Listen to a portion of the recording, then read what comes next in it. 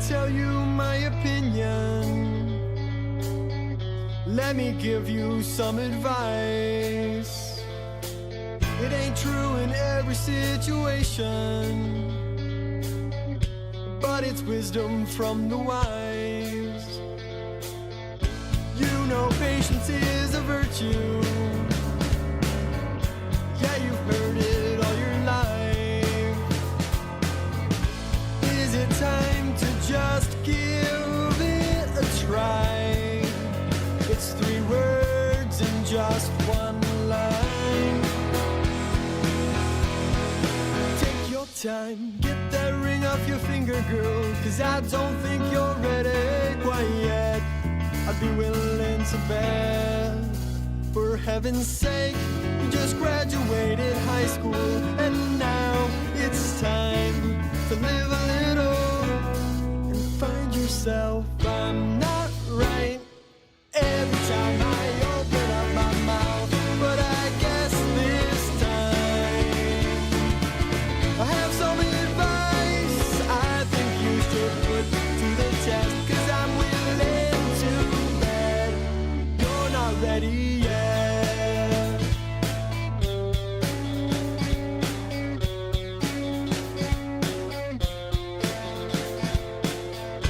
Let me tell you what I'm thinking.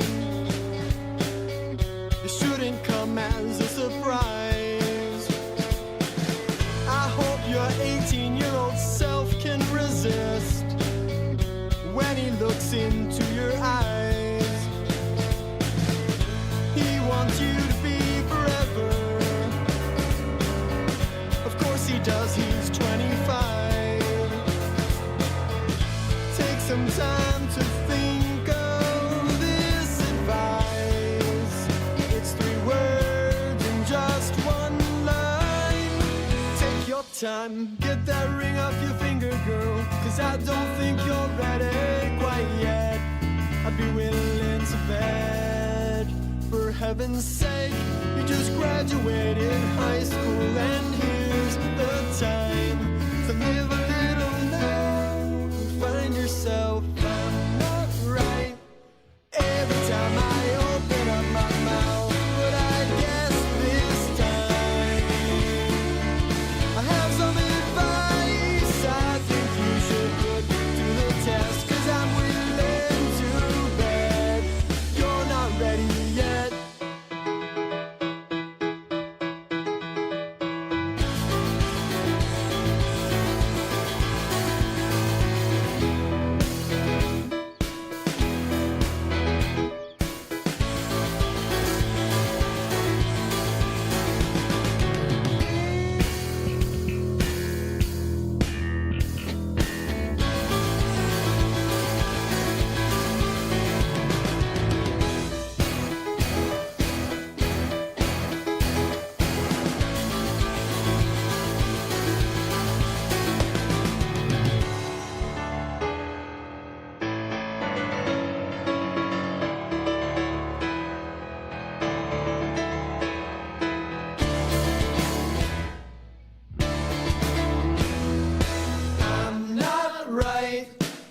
Every time I open up my mouth, but I guess this time I have some advice I think you should put to the test, 'cause I'm willing to bet you're not ready yet. Right. Every time I open up my mouth, but I guess this time I have some advice I think you should put to the test, 'cause I'm willing to bet you're not ready yet. You're not ready yet. You're not ready yet. You're not ready yet. You're not ready. You're not ready yet. You're not ready yet. You're not ready. You're not ready.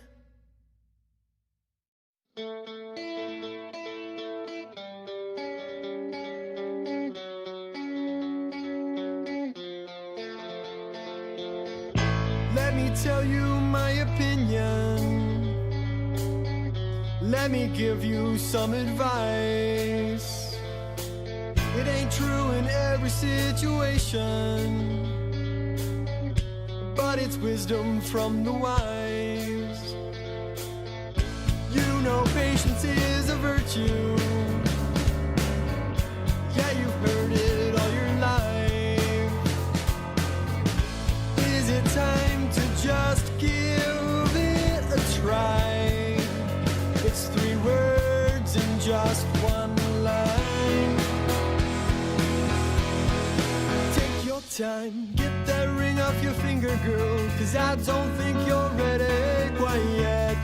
I'd be willing to bet, for heaven's sake, you just graduated high school, and now it's time to live a little and find yourself. I'm not right every time I open up my mouth, but I guess this time I have some advice I think you should put to the test, 'cause I'm willing to bet you're not ready yet.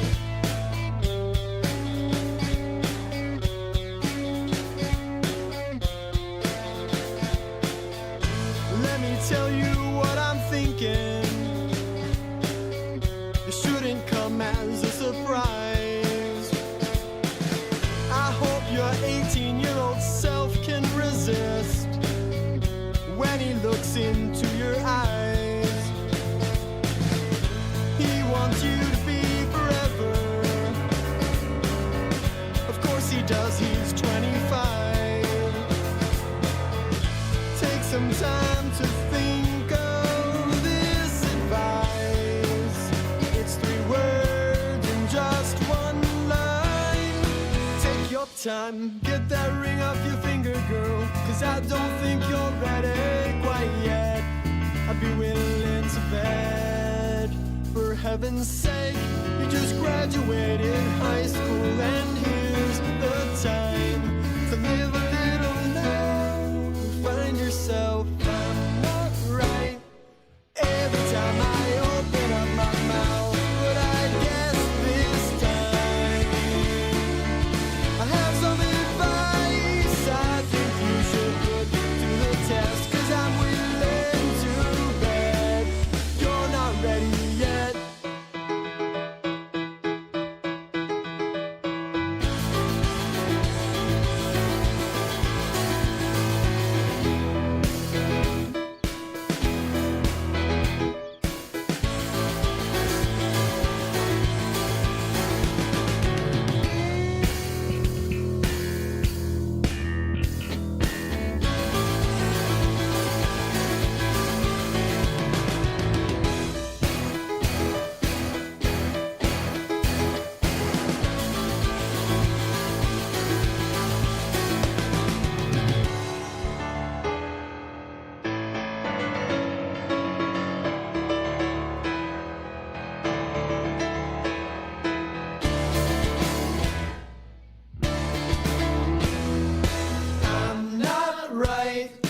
Every time I open up my mouth, but I guess this time I have some advice I think you should put to the test, 'cause I'm willing to bet you're not ready yet. Every time I open up my mouth, but I guess this time I have some advice I think you should put to the test, 'cause I'm willing to bet you're not ready yet. You're not ready yet, you're not ready yet. You're not ready yet, you're not ready. You're not ready yet, you're not ready yet. You're not ready, you're not ready.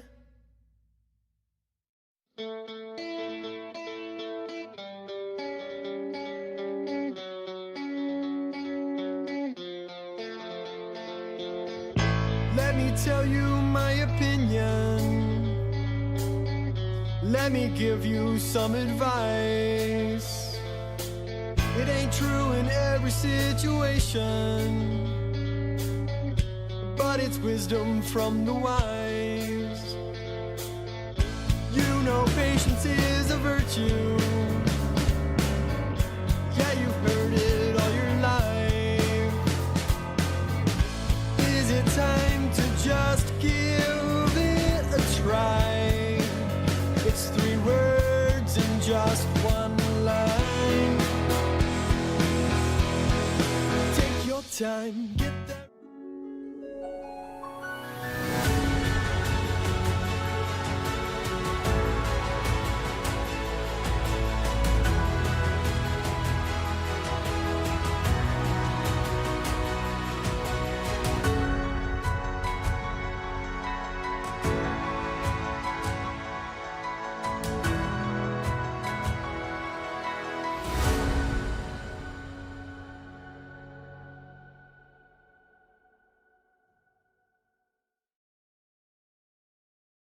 Final Fantasy Files Family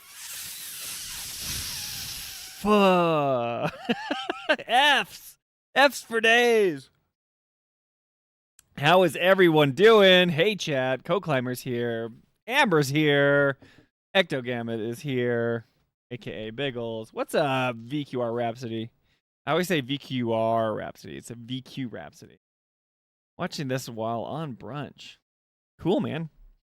It's good to see you, hear from you. I haven't heard from you in a while. How's everyone doing tonight? Hopefully doing well.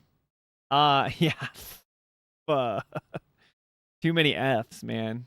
F's in chat, but not for the meaning, you know, not for the reason that it. I can't speak tonight. I don't know where F's in chat comes from, but it's like to pay respects, right? To like a fallen hero. F's. What does it stand for? I think we looked it up one time, but I don't know what it means. But it's funny because we are the Final Fantasy Files, and we like to have lots of F's. Usually when stream goes down, F's in chat. Yeah, I like co-opting it for different for like our purposes because it's like F's in chat, right? Shout out to Go Amber. She's been watching for 10 consecutive streams. Number 1 Twitch fan, CG Amber. We're still new to Twitch. We don't really know what we're doing, but we're figuring things out. But yeah, I like to use the F's in chat for our, you know, for our purposes. The Final Fantasy Files family. Oh, guys, how's it going? So, I have some news to report. I've been playing Final Fantasy 1 off screen and off stream because I know you don't want me to watch me grind constantly, but I may have gotten kind of far with my kiddos. If you don't know, if you're not in the Discord, it came from Call of Duty Advanced Warfare. Okay, awesome. Yeah, I think it was some shooter game, right? And then F's in chat. Story. Okay, story time. My kiddos, I have got 3 boys. I have a 7-year-old, a 4-year-old, and a 1-year-old. And we had a blanket fort party with Dad last night. And for those of you that aren't on our Discord, Jolie posted a video of me playing Final Fantasy with them on the Switch. And I felt bad because I know that I'm streaming this game on stream.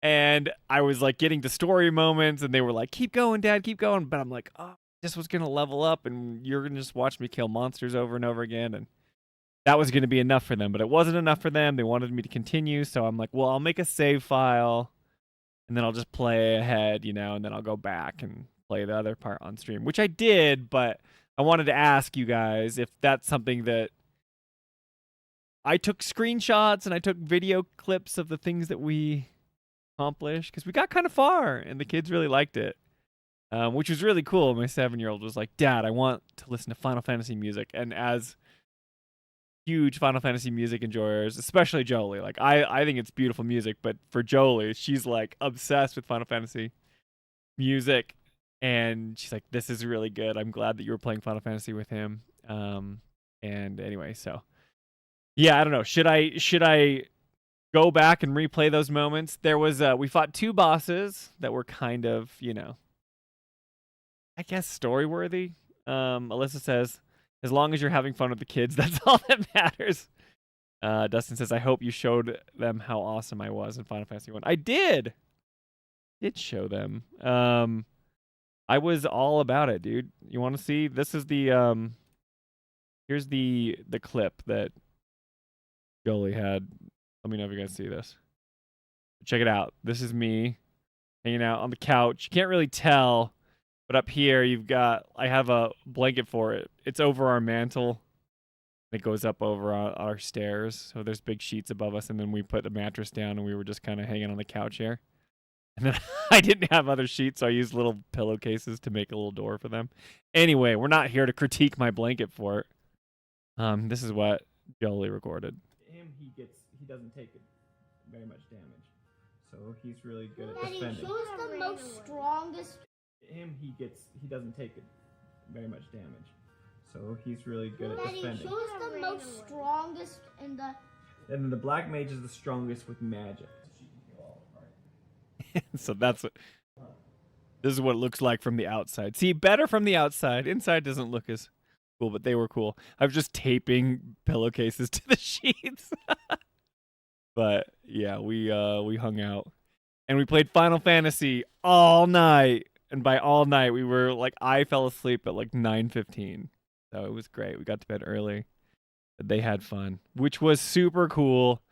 Your graphs tube said there's nothing that can't be solved with duct tape. Yeah, I know. So anyway, Dustin, this is where I give Dustin a shout out. Dustin is our black mage of the party. So my kid asks, who's the strongest? Really good at defending. Who's the most strongest in the? And then the black mage is the strongest with magic. With magic. Daddy, show us the most strongest. Well, I showed him the most strongest. For sure. It's bigger on the inside than the outside, like Harry Potter. It really does look like that when you go in. It's like we can't even see it. It's funny. So my kids had fun, but what's up, Enrique? You're late. No big deal. Your blanket fort needs work. No, my blanket fork. Yeah. My blanket fort. It was all right, They didn't care. They just thought it was cool that it was, that there was like a big blanket over them. And the dog slept with us too. Here, this shot here. So check it out. We got our dogs here. They usually sleep on these ottomans or whatever, but since there was a mattress full of blankets, they were just like all over the kids. It was hilarious. They loved it. They were having like the time of their life. But anyway, yeah, my black mage hits the gym regularly. The most strongest. With magic, Dustin, okay?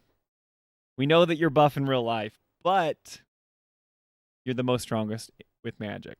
So, yeah, the mental gym. You just go to news. It's so funny because in Final Fantasy 1, I didn't realize it would be this way. Jolie, when she was playing Final Fantasy 15, she would go to a new town and she would like religiously go to the item shops and like get all the items and get all the weapons. And I don't know if this is something that I don't do very often in games that I play, like if Dark Souls or whatever. There are vendors will sell decent weapons, but usually you get weapons from drops or things like that, right? And so it was very funny to me seeing Jolie kind of habitually play a certain way when she got back into Final Fantasy. So if you don't know, Jolie she started with Final Fantasy 8, then she went back to 7, and then played 9, and then 10, and then she went back and subsequently like played the originals, right? And so when you're playing Final Fantasy 1, it teaches you that like when you get to a new town, like you go and you get new spells because the new spells are more powerful. You get new armor because that's where you get the new armor, right? You can get stuff from chests, but it's not as frequent. And like the games that I played, I always would have this money and I would never spend it. And you would never find the good items in town, which is funny to me. So I was kind of like laughing at Jolie. I'm like, why are you spending all your money on the weapons in town, right? I don't remember Final Fantasy 15 if that's like where you got the best weapons, but it's like she had been trained to do it that way because that's how Final Fantasy teaches you. And now I understand why she does that. Because it's totally that way, where it's like, go to a new town, get the new spells. And I didn't realize it for the black mage and the white mage, right? I thought it was just like you get items like armor and weapons and like potions and stuff. I didn't realize that you would go there to get new like spells. And your black mages, I thought they would level up and earn spells, but it's like no, you just go buy them and then you're a stronger black mage, which is I guess makes sense. So it's simple. I'm actually having a good time with it. So for those that know Final Fantasy 1, we beat the vampire and we beat the lich, like the skeleton guy, and we resonated like one crystal. Now I don't know where to go. So anyway, when we go back and stream it, I will show you those moments that I captured, or if you feel like I didn't get to show you that moment, I can load a previous save, which I don't know if you guys will, if you really will care. But Biggle says, I'm very triggered seeing the blankets being held down by expensive looking vases. Okay, well, let me talk about it for a sec, okay? They're not being held by expensive looking vases, all right? These, it looks like they're just being propped up by like whatever is on the mantelpiece, but it's actually tape. I just put tape on the mantle. See, there's a piece of tape here. Actually, none of these things are on the sheet.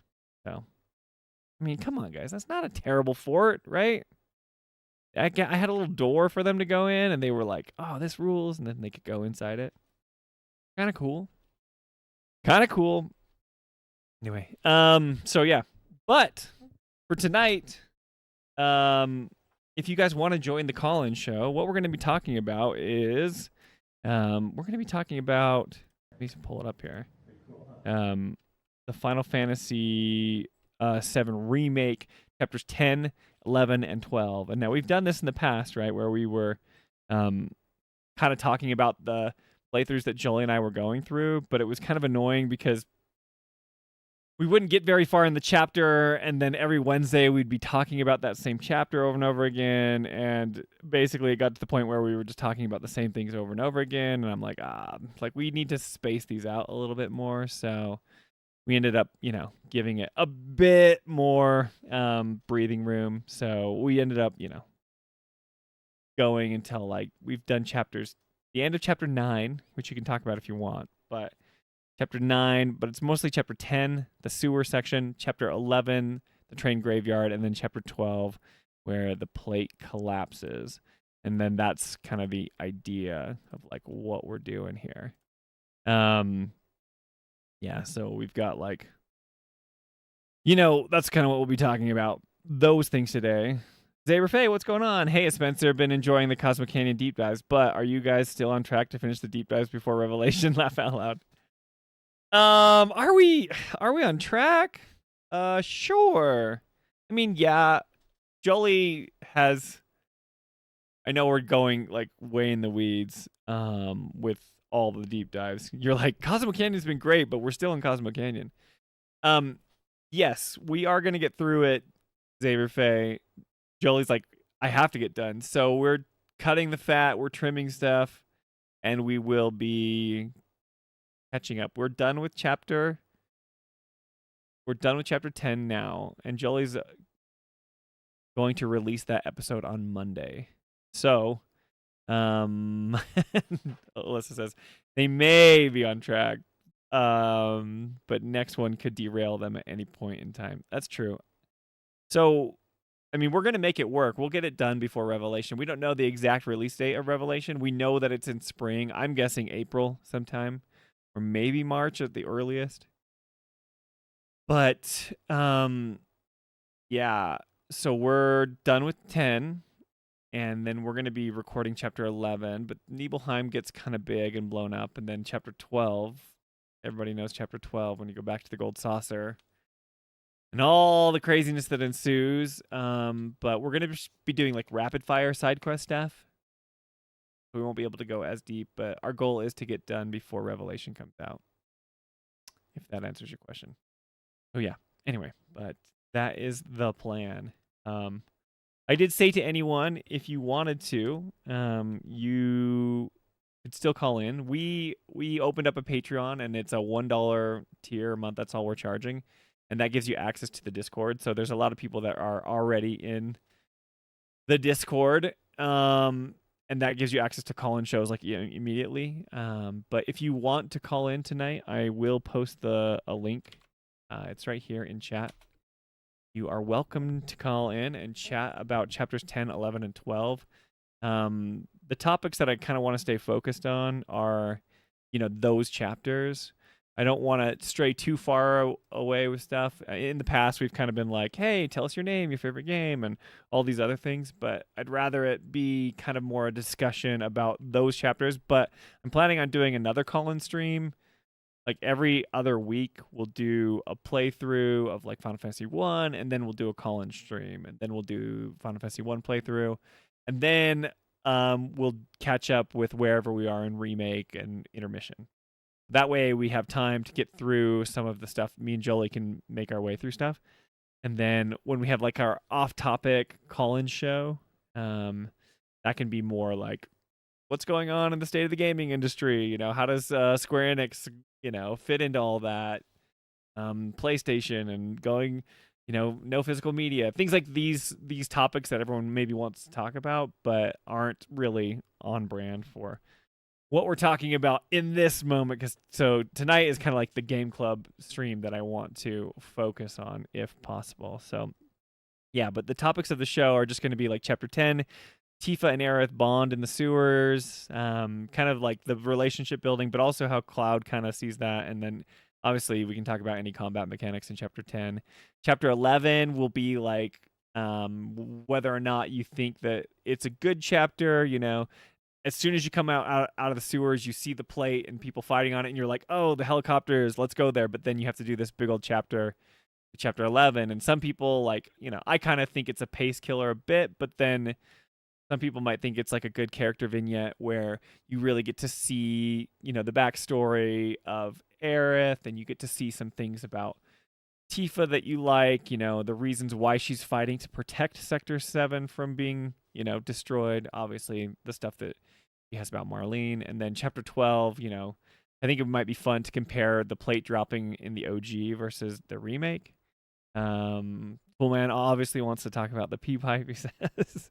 So funny. I was going to put that picture of the pee pipe in the stream, but then I'm like, I never took a picture of it, and you can't find it online. So I would have to go into Remake and play that section and then go zoom in on the pipe or whatever. But like, I don't want to do that. So yeah, but it should be a good time. But like I said before, if you want to, feel free to use the Discord link. But most of you, I see a lot of you in call already. You guys are in call right now, which is cool. Yeah, okay, so I'm getting DMs from some of you. You're saying that you're willing to join and stream together. I'm okay with doing, I see it, Dustin. With doing like a group call-in, if for anyone that opts in. If somebody else wants to have like a private conversation, that's cool, but I think it might be fun to chat about these sections with everybody. Be a good time. So anyway, cool. Let me get this set up, and we have, let's see. So I have confirmation that Alyssa, Javier, Toolman, and Dustin want to be in a group. Let's just start it off. Should we see if this is a disaster? You guys are ready to go, I feel like. Are you guys ready to go? Yay or nay? Chaos. Should be a good time. I will pull you guys into the stream.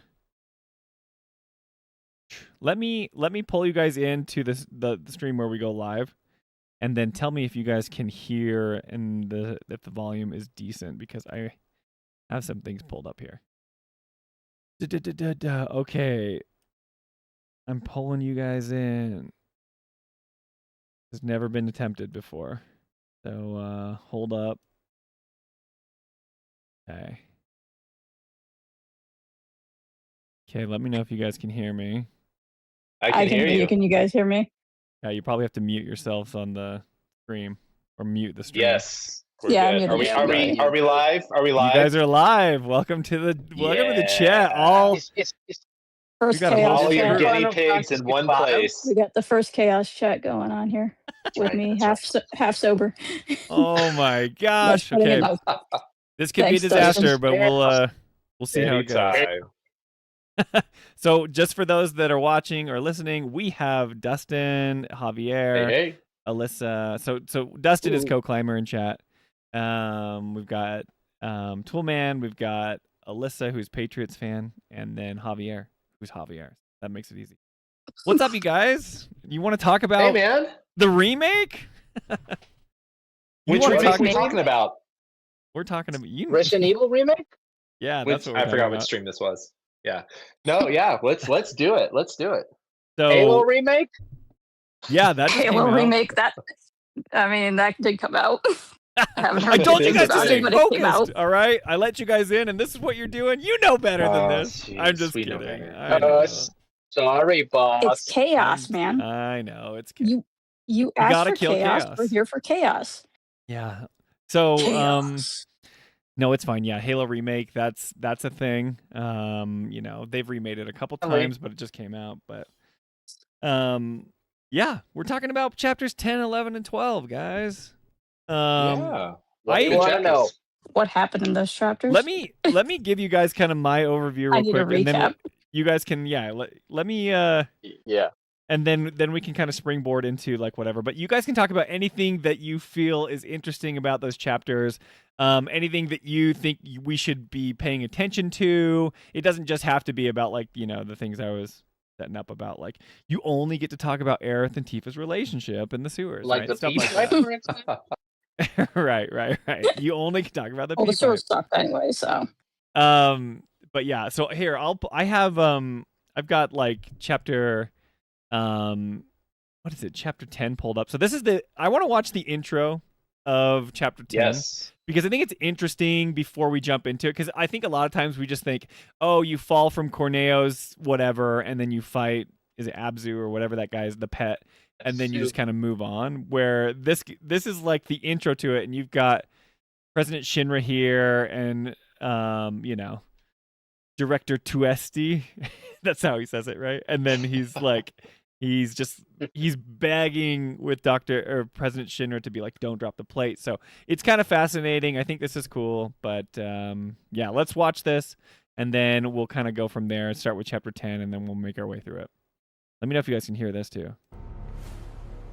You guys probably muted yourself. We can't hear on schedule. Yeah, we can't hear it. But yeah, subtitles are on. We're good. Subtitles You are on. have We're the good. subtitles. We're Yes, there set. will be no delays. But we can do the voices if you Please, like. Mr. President, I am asking that you would to be chaos. reconsider. No, begging. The Sector 7 Undercity is home to more than 50,000. Director to us. So he says the Sector 7 Undercity is home to over 50,000. So this is like painting the picture, right? I just wanted to like With numbers, yeah. with the background here, right? Because I think a lot of the criticism that chapter 10, 11, and 12 gets with the plate dropping and all this stuff, like they're building it up and they're talking about the stakes, but you know, I do see that complaint online where they kind of talk about how, you know, the OG, it was like devastation, just people died, right? Whereas like, and this is more jumping ahead to chapter 12, but where it feels like This everybody was still kind of better than the OG, in Yeah, my yeah. opinion. It is. Well, so like, but I just Yeah, wanted to don't say like this is anything for Lego people being. Yeah. Well, it Sure. was 3 Lego people because you really didn't see the destruction. right. You saw the cool, you know, CGI of the time, but that was it.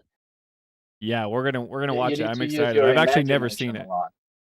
You know, You're not supposed to it's until a- you play the it's- game, Spencer. I know I'm spoiling myself a little bit on parts. But Well, it's interesting too because 50,000 people are in the Undercity, but Yeah, how many that's people not are on the counting upper? the people on the upper plate, which Yeah. could be the same or higher. So you're looking at about 100K.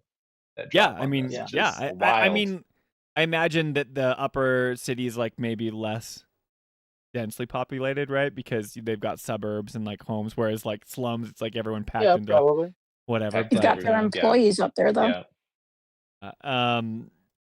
But I don't know. I'm just kind of like, sorry, I'm banning a bot Fail? here. Ban away. But yeah, so I just think this is good because this is setting the scene. I think this is something that Remake does a really good job of, right? Where they're setting the stakes and they're letting people know if maybe people think it's a little too handholdy, but let's keep watching and kind of see Reeves kind of plead his case. Ooh, case it. At least let us issue a warning, sir. The stench of the director's cowardice fills the Good room thing Ernest yet has again. Reeve. Progress requires sacrifice. Learn to live with it. Pretty heartless. Favorite character, President Shinra. There you go. Cartoon So- villain, President Shin. Yeah, okay, so I'm gonna turn this down. I'm gonna have it playing while we talk about it. But yeah, that's the start of chapter 10, and then we start with the sewers here, right? So yeah, I'm just gonna have this playing. But what whoever wants to jump in first, how you feeling about chapter 10, and then like what do you think they do really well, and yeah, go for it. I feel like the sewers is a very common trope in JRPGs, right? I think you're required by law to have a sewer dungeon in a JRPG. Sewers and caves. Yeah. Yeah. And a Usually water fighting web. rats in Yeah. one or the other. Or But slimes too. I enjoyed that's not usually a venue that I particularly enjoy going through in these types of games, but I did enjoy this one. I don't feel like I feel like sometimes they make them so arbitrary and obnoxious to go through that it's just really easy to get lost. And for me, at least in this section, like I didn't get as lost, and I think it wasn't enough to make me like dislike it at least. But what Sure. they do a good job of in this one is they pepper the relationships throughout really generously. And I feel like so even though you're going through and maybe it's kind of a tired setting for a JRPG, they're pushing hard on the characters in that section because this is really the first time, like for example, Tifa, Aerith, and Cloud are all together at the same time. So they're sort of establishing this kind of dynamic between the three of them, which I think works. I do enjoy it. Yeah. And so that was always something I thought was really interesting. Yeah, I mean, like we talk about, you can kind of contrast this with the the Sun Lamps chapter, right? Chapter 6 or whatever, and that's like it's got character building with Barrett and Tifa, and Barrett's got some funny jokes, but it's like you've already spent a lot of time with those two characters, so it doesn't feel as rewarding, right? Whereas this. Aerith and Tifa just met each other, and they're thrown into the Don Corneo stuff, and she, Cloud's like wearing a dress, and Tifa's like, "What are you doing?" And then Aerith is just this person. She's like, "Who's that?" And then you kind of have to have this moment where they're just thrown into the sewers, but they have this downtime where they get to talk, and there's lots of good moments that I enjoy. So I agree with you there. I'm not as frustrated with the sewers, at least in chapter 10. We go back to the sewers, which is more frustrating It's so later, too right? long in for me. Yeah. But okay, so Alyssa, you said it was still long? Yeah, it's still a little too long. You don't like love it as much, right? What was the stupid minigame with the they're backtracking, they're doing the stupid minigame, then there's also the area where you're like diving deeper down just to get to the entrance for Sector 7. Like, oh, gotcha. Where like they where you're cut part of that ending out. You're talking about the part where they're You've crossing never like gone the down water. into a sewer to release a pressure valve down there before, personally. Yeah. It's just like that. It's just like that. Okay. Yeah. I don't work in the sewers. I don't know. Maybe you know better than me, Dustin. Where they're like raising and lowering the water we levels haven't and been stuff. Yeah. Yeah. That whole I mean- area could have been cut short a little bit more. But the character interactions, yes, they're great. Like, for that, it's excellent. But you could still trim it down a little bit. I mean, I Yeah, guess it you depends could on what you're sure there be- for, right? Like, are you there for, I don't know, so many people that I listen to, especially those that are nostalgic and love these characters, like, more than anything. They're like, I don't care what we're doing. We're just spending more time with each other. So this is a great time for us to kind of, get to know the characters, and it doesn't matter really what I'm doing. But then other people are like, it's really boring because we're just kind of going through these corridors, and we're like, like you were saying, Alyssa, So I guess it depends on what you value. But sorry, Javier, you were saying something.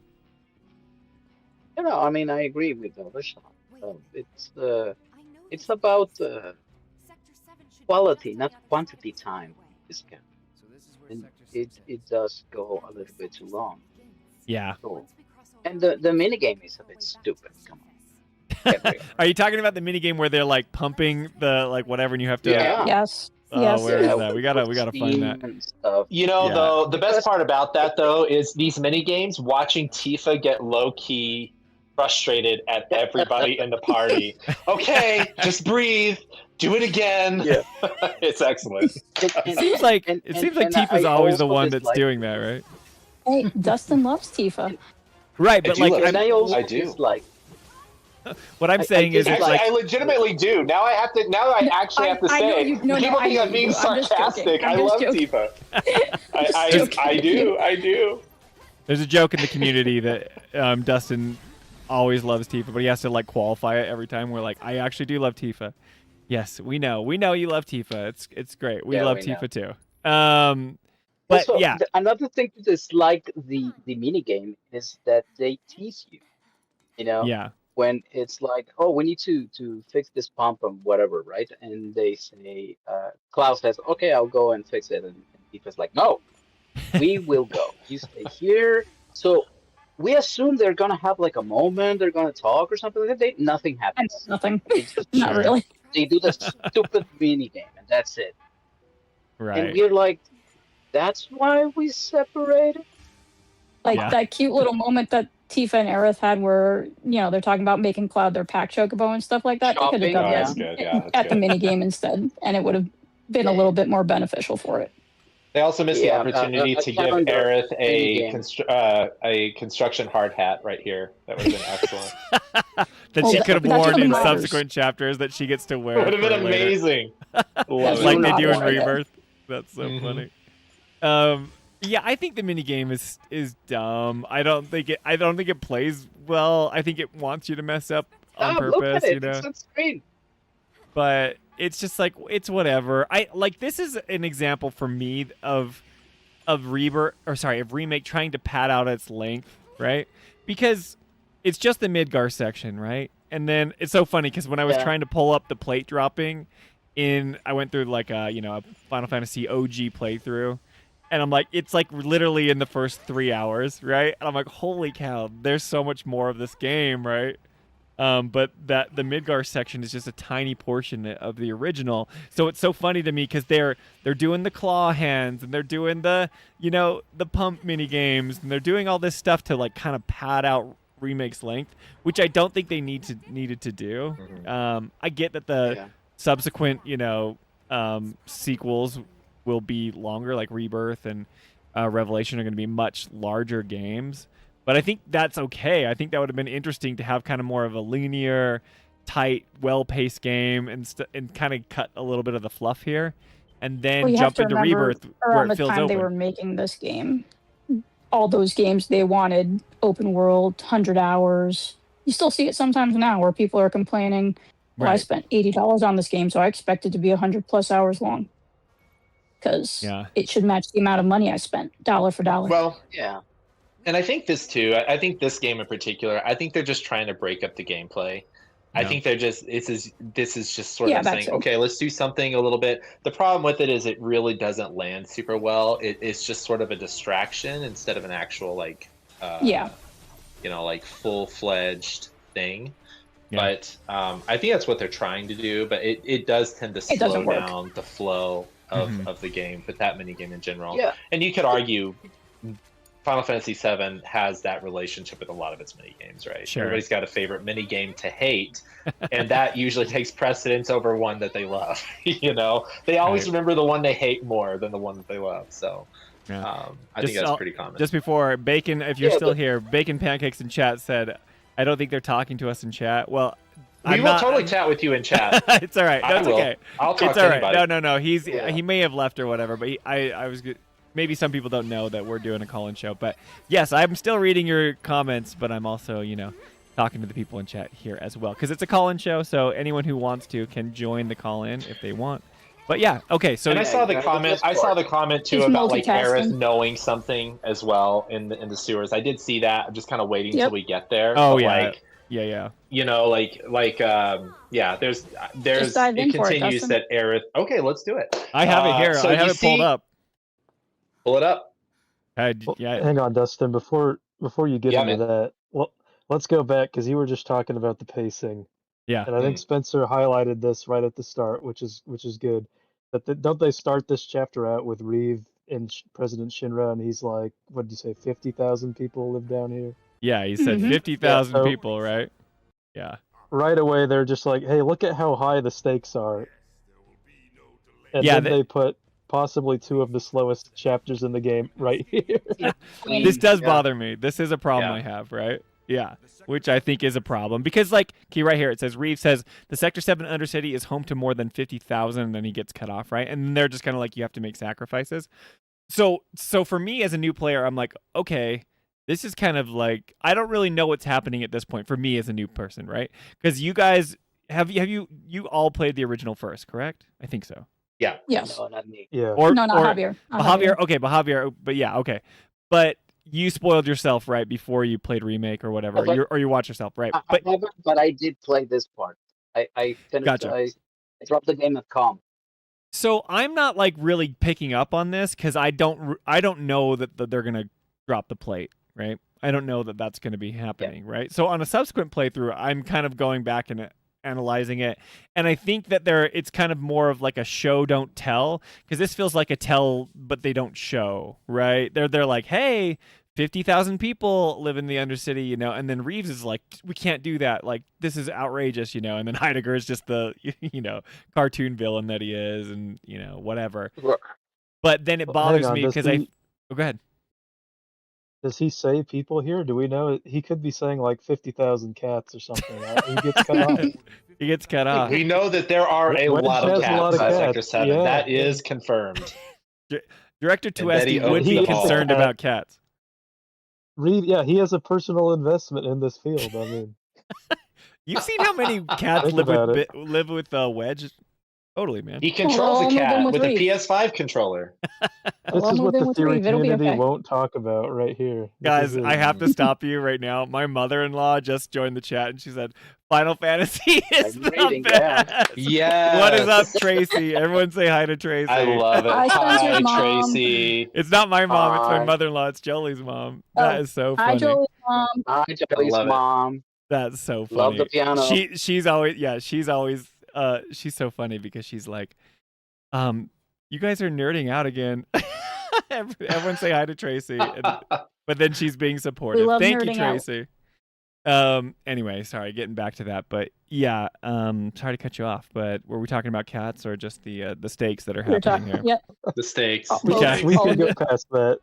Yeah. I think Graphs made a good comment in the chat where Uh-huh. he said he Are you talking likes Go ahead. them slowing it down a little bit, is what he said. Yeah. I agree with that. I think 2 chapters was too much, though. 1 chapter would be perfect. I think But the think train sewers is graveyard, fine. That was a lot. I mean, Yeah. I think they this could is have good. done both, but just trim it. Well, yeah, totally. This is because also a function of them following the OG, right? Yeah, I mean, it literally does happen beat for Yeah. beat. I mean, it's not as sort long, of. but like It's also them but they- expanding on it. Short.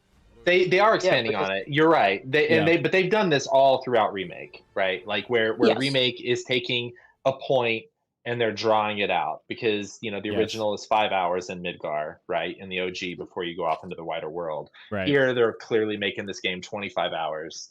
And so you do get that. And you're right. I think a function of how they're doing it, it slows things down because by the time you hear the plate's about to drop to the time you actually get to that sequence, you've probably played 2 hours, maybe 2.5 hours between this and the ghost graveyard. And they want or you the to train assume in that graveyard. time that Barrett and his buddies down in Sector 7 have stopped it for this long. Yeah. Yeah. Yeah. And if I can make an observation between Revert and the Remake, is there is not much combat in Remake.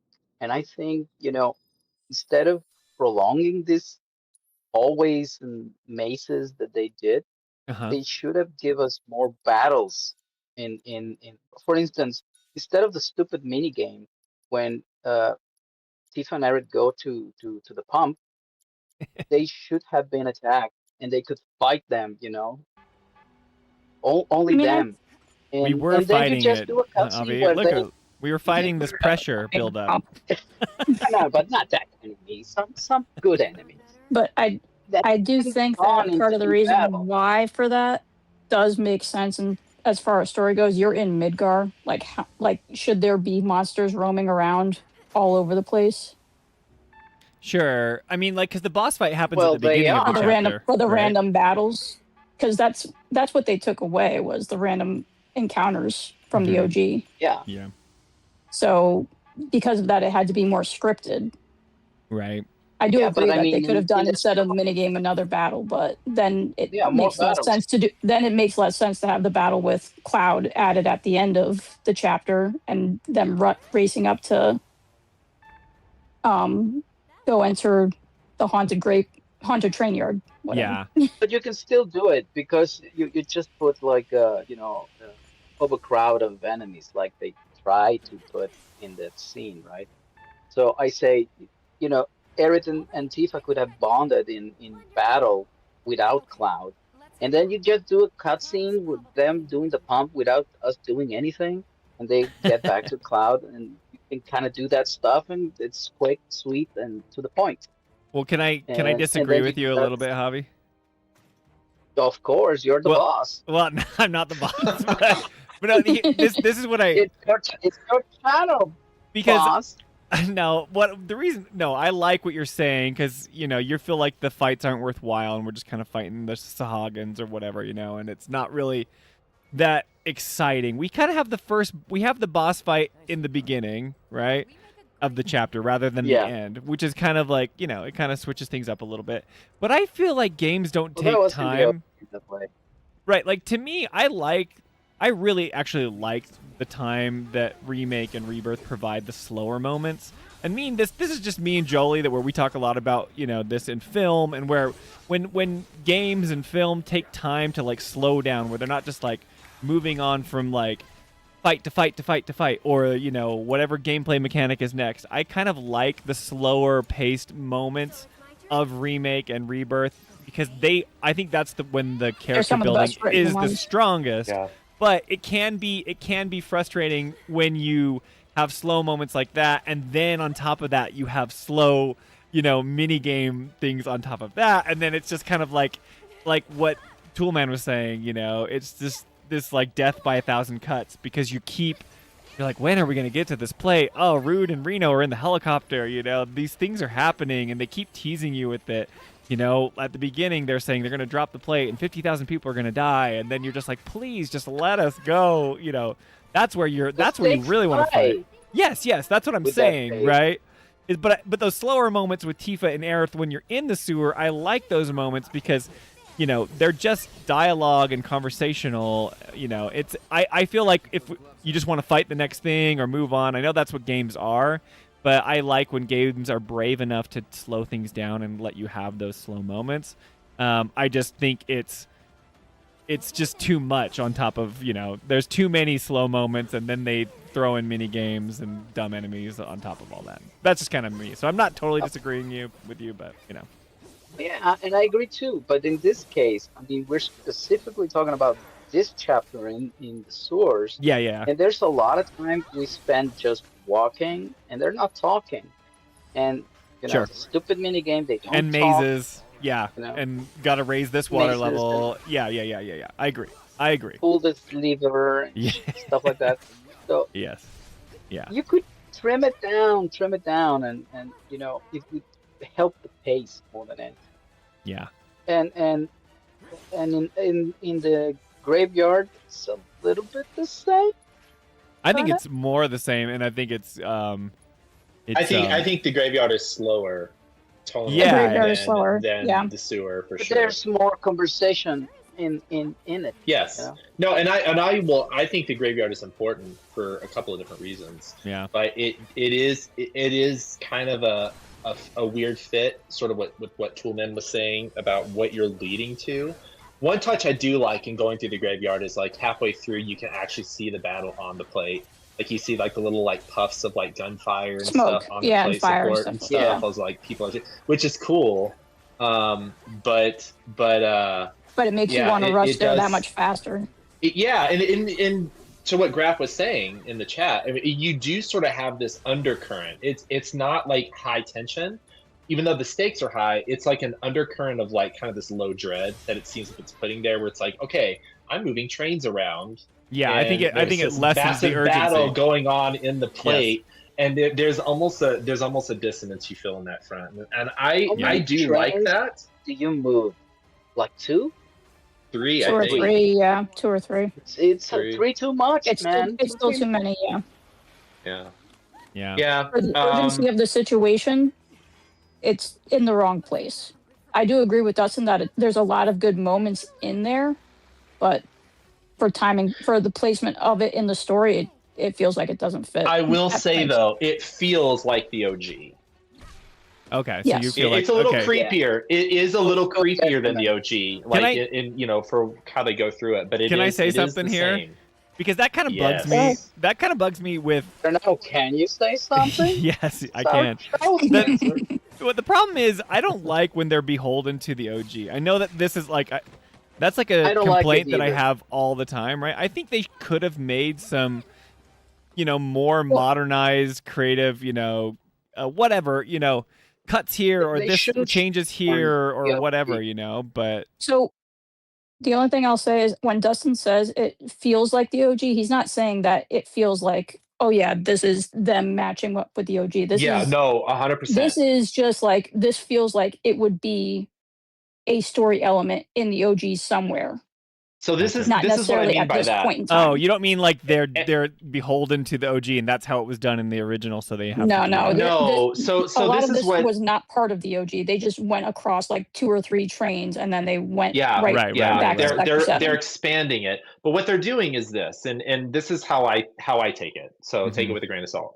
But you've got 2 sections of like what is being faithful to the OG. You've got your gameplay, like your actual, maybe not your gameplay necessarily even, but like your set pieces, I should Yeah. say. Yeah. Like your locations, where you're at, like the world building. And then you've got your story that builds on top of that. Yeah. And where they are faithful, and I've seen this in a lot of remake and where they are faithful in Rebirth as well, is the locations, the set pieces. That is Sure. pretty close to like, I mean, there's some differences, of course, but like it's largely 1-to-1. All the set pieces you were kind of expecting to see is in remake, and they're in the OG, pretty much where you expect to see them. They hold pretty true to that. Where they're going in a lot of different ways is the story. Though the story also hits some of the same story beats, but there's this undercurrent of a lot of other stuff going on that is not in the OG. And so they're kind of those that shall not be named. But like that, but it is one of those things where they're sort of doing the OG path, but they're undercutting the story with a whole bunch of stuff that sits underneath that. That has obviously not yet come to fruition. So the train graveyard, yes, it's the same area, it's the same tone, you're kind of moving through it the same way as you did in OG, but the story and what's going on is different. And both can be true.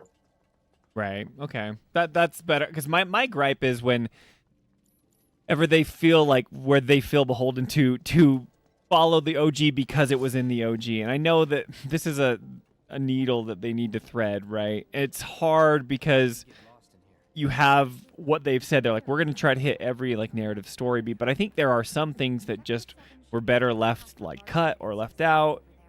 I'm more for the like narrative pacing and the plot more than like hitting all these things. But I obviously don't have any nostalgia tied into the OG, right? Because I would be like, I don't care about seeing this. But then when somebody else goes and they, they're going to Sector 6, and they're going to Walmart, and then they see the claw and it's all expanded out. They're like, the little hand that was like in one scene and now it's all blown up. Maybe they like it, maybe they hate it. You know what I mean? Kind of that. But Sun lamps. I mean, that's where a lot of people have their issue with it, because this is one of those points where if this was the OG, it would just be them cutting across the graveyard and right into Sector 7. Wait. This is an expanded portion of it where it's like, okay, well, we have this set piece. let's make it a little bit more adventurous and also give some more detail and character moments. Sure. Which the I like character that. moments They do work. great. The problem great. is the area and the timing in the plot doesn't work. And Yeah. so It's it the feels like a placement, misused yeah. set piece. Yeah. Right. I like the stories that are in these two chapters. I just think Mhm. they're weirdly placed. Yeah. Like Mhm. this Yeah. story with Yeah. kind of glimpsing with Aerith's childhood and whatnot, and seeing some of her kind of insecurity or her fears. That's Yep. great. It's just really weirdly placed right Yes. there. Because we need to get to Sector 7 to save everybody.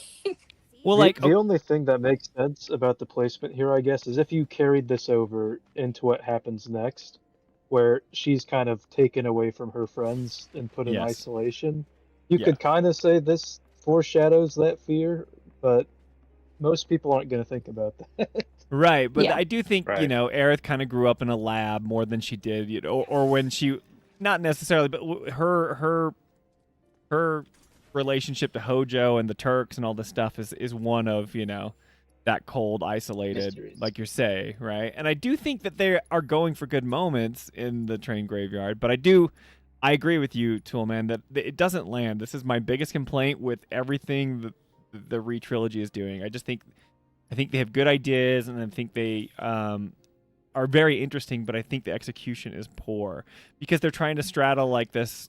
They have to kind of shove these stories and these little vignettes inside the events of the OG. You know what I mean? Yeah. Which is yeah. fine, but it makes it kind of clunky. It does. Biggles I totally agree with that. Biggles is timing us, but I had an interesting question about that, Spencer. and anyone can answer this. Anyone can, even Biggles, I want to see you answer this in chat. Do you think they could have moved the train graveyard and had you either do it like with Barrett and Tifa earlier in the game, or maybe even moved the train graveyard and had you visit it with like Aerith as part of her chapter? Do you think those ideas would have worked to like help No. the pacing here? But what I think- Give us your no right out the gate. Yeah, go ahead. Go ahead. No, let Javier go first, but for me, it's no. No, I was just questioning what Eric chapter would that be? I'm guessing chapter 9, Oh, where it's yeah, this her would be- just traveling around. yeah. If they wanted to move it, it would have to be, you know, During either her time. It would have to be before she got captured, Yeah. yes. right away or like in between chapter 8 and 9, or you know, in between Yeah. like that evening or something like that. Logistically, it needs to be in this part. The only thing is the extension of the chapter takes too long. That's the problem. I will also say no, because the reason why is I think the party is important. I think having Tifa and Aerith together. That was I going to think be my Aerith- first question. I think Aerith is critical in this scene because it revolves around death, right? Yeah, it shows. And so her- you shows us absolutely her have past. to see her relationship with people that are deceased and departed. And like, you know, obviously, as you know, like she can speak of the planet, you know, the planet is Yeah. closely related to the life stream. And so she can obviously sense and as we see in this chapter, talk to spirits. But you also see the isolationism. And you know, I like how Tifa is there for Aerith in those moments where, you know, Aerith feels alone, as you know was mentioned. Like she, you know, grew up in Shinra and she, you know, didn't really have the childhood that Yep. other people have had. And Tifa is able to actually be one of the first people. And she actually at one point, like Aerith gets isolated, you know, with these spirits, which I think is honestly foreshadowing on a level that, you know, she basically loses herself in kind of what's going on. And the one that breaks through that and reaches for her physically is Tifa. And Yeah. Aerith, you know, mentions Well, like, it's we found you. first, Tifa says, we found you. And Aerith says, yeah, I guess you did. Right. And so like, I think it's highlighting just kind of their bond in this that you don't see in the OG at all. Right. And That I is an honestly improvement like for sure. Mhm. Yeah. I mean, I say that as if I've played the OG, but that is total improvement over the OG. Yeah. It's But- not really convincing, Spencer. Well, what I'm saying is they just were limited by the time, you know, obviously if you're gonna do all of Midgar in 5 hours, that you're not going to get these character moments. You know, that's just obvious. It's just, but you're right. It's the nature of the beast. They're spreading it out. The pacing stutters at times as a result of it. But I don't know if there's a better spot to do it. It's just, and I think that's probably some of the fight that these guys have. It's like, okay, this is literally a 30-minute section in the old game. How do we draw this out to 2 hours 30 seconds without it? Yeah, 30 seconds. Yeah. Well, I want to answer Toolman's question about like whether or not you think they could have moved it. I'm going to say something probably controversial, but this just comes from my newcomer and like kind of, I don't know, film critique background with Jolie. I think they could have cut so much in Remake and it would still be just as impactful. I feel this is, like I said earlier, it's like so many people, they have to hit these beats that they're nostalgic for, but I don't think that you need that. Maybe we wouldn't get as in depth of these moments with Aerith and Tifa, sure, but like I think you could do like chapters 5 and 6 as a cutscene. You know, you could be like, oh, you don't need to fight the crab warden or whatever in the things. You don't need to be going up the subway tunnels. You don't need to be going through all this stuff. It's just patter and filler. And then you could, you know, like I think you hit the big narrative, big moments, right, where you go and do all these things, and then you skip the sun lamp chapter entirely. That you just have the airbuster fight where you just go up and then do this thing. I don't think you need to be picking out all these things. I understand that it's an RPG and you're doing these things, you're playing with the characters. It's a video game. I understand, but I also think that some of the best video games are like the ones that do stuff. Sure, but like I always talk about like you don't just need to do stuff for stuff, right? For a reason. So if we go back to chapter 10, 11, and 12, I think you smash kind of like 11 and 10 or 10 and 11 into one, right? Where you kind of have like the sewers, but you take out 3/4 of the stuff that you do in the sewers. You can raise one like water level, but you don't need to be doing this whole. I think you have like here. I'll go back to this. I think you have this. We can talk about this maybe, but you have the one scene, where, you know, I think the scene that's the most powerful is where Aerith kind of plays her hand that she kind of knows what's happening, right? Mm-hmm. And I really like that. These are the kind of moments that really matter. You know, here, I'll pull it up. I'm just trying to find it. It's just where the moment where we talked about it on stream when we were here. This right here where let's when see. She's hinting to Tifa that she knows what's going on. Yeah, so this right here, I'm playing it on the stream here. I'm gonna turn it up, but I can't stop thinking about what Corneo said. She can't stop thinking about what Corneo said. The plate's dropping, right? Me too. And so, like, Aerith, like, she knows what's going on. These are the type of moments that are great, that are golden, right? You have to have these nuggets, but there's so much time in between, you know, traveling the maze. I get that it kind of feels like a Final Fantasy game. I'm playing Final Fantasy 1 for the first time, and there's so much. I got to go get to that door, but there's going to be 17 random encounters as I navigate this maze, and you kind of have the modernized version of that as you're walking through the sewers and you're fighting a bunch of fiends. Like, I get it. It's a game, but you get so much of that it just kind of becomes so repetitive. I would be okay with them cutting out a lot of that stuff, maybe focusing on boss fights, having a few fiends that you fight, you know, maybe make XP more generous and you level up quicker so you can do better things like that, but then keep stuff like this in. So Aerith says, yeah, I know, me too. I'm going to play it here, but you guys won't be able to hear it, but... It's gotta be a trick. There's no way they'd go that far. But what if Corneo really was telling the truth? We have to get there in time to stop it. We have to. Right. See, and I love that. Right, like she knows. But my whole thing with this, it's like they're telling the player, like, we have to stop this. Urgency, urgency, urgency, urgency. And this has always been a problem in video games from the, you know, because it's a player controlled medium, because it's, you know, interactive. You can always say, like, this is urgent, but then if the player decides to just run into a wall for 3 hours, they can do that. You know what I mean? Like, it's so much harder unless you stick a timer on a video game thing, and then if you don't do it within that timer, then the game's over, right? There has to be some sort of game over state that forces you to go quicker.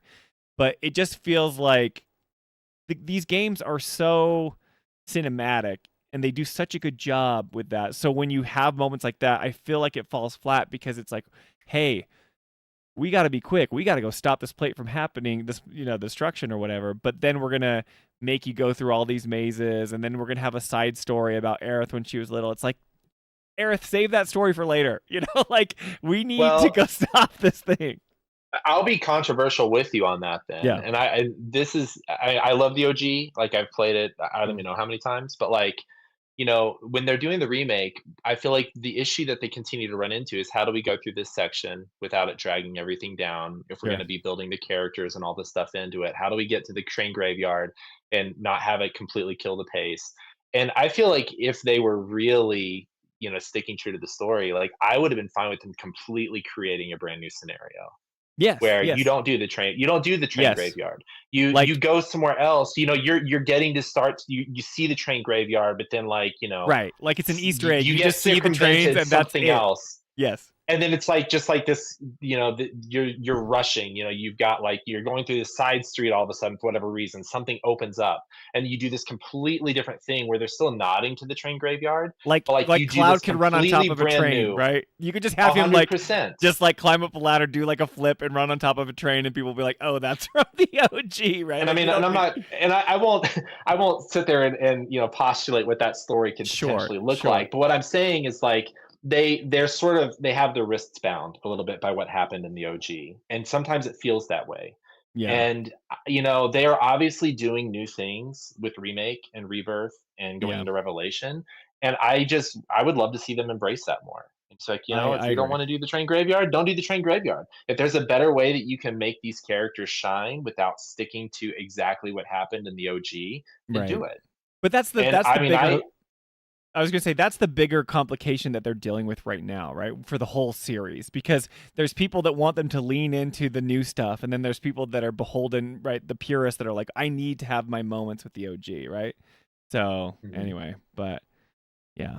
Justin, I think to your point here, if you contrast these two chapters with what is brand new, which is chapter 4 with the Avalanche Trio, which chapter is better? Because chapter 4, when they just did what they wanted to do, that was a much better chapter in my opinion. So good. Yes. Yeah. And it flowed great. It flowed great. And that's exactly it. It makes me feel like there could have been 4 chapters in this game. But that's the thing. I think they wanted to tell that story, and they found a spot where it fit in terms of the original story. That could very well. And for this chapter, they wanted to tell a story for Aerith and give more of her backstory.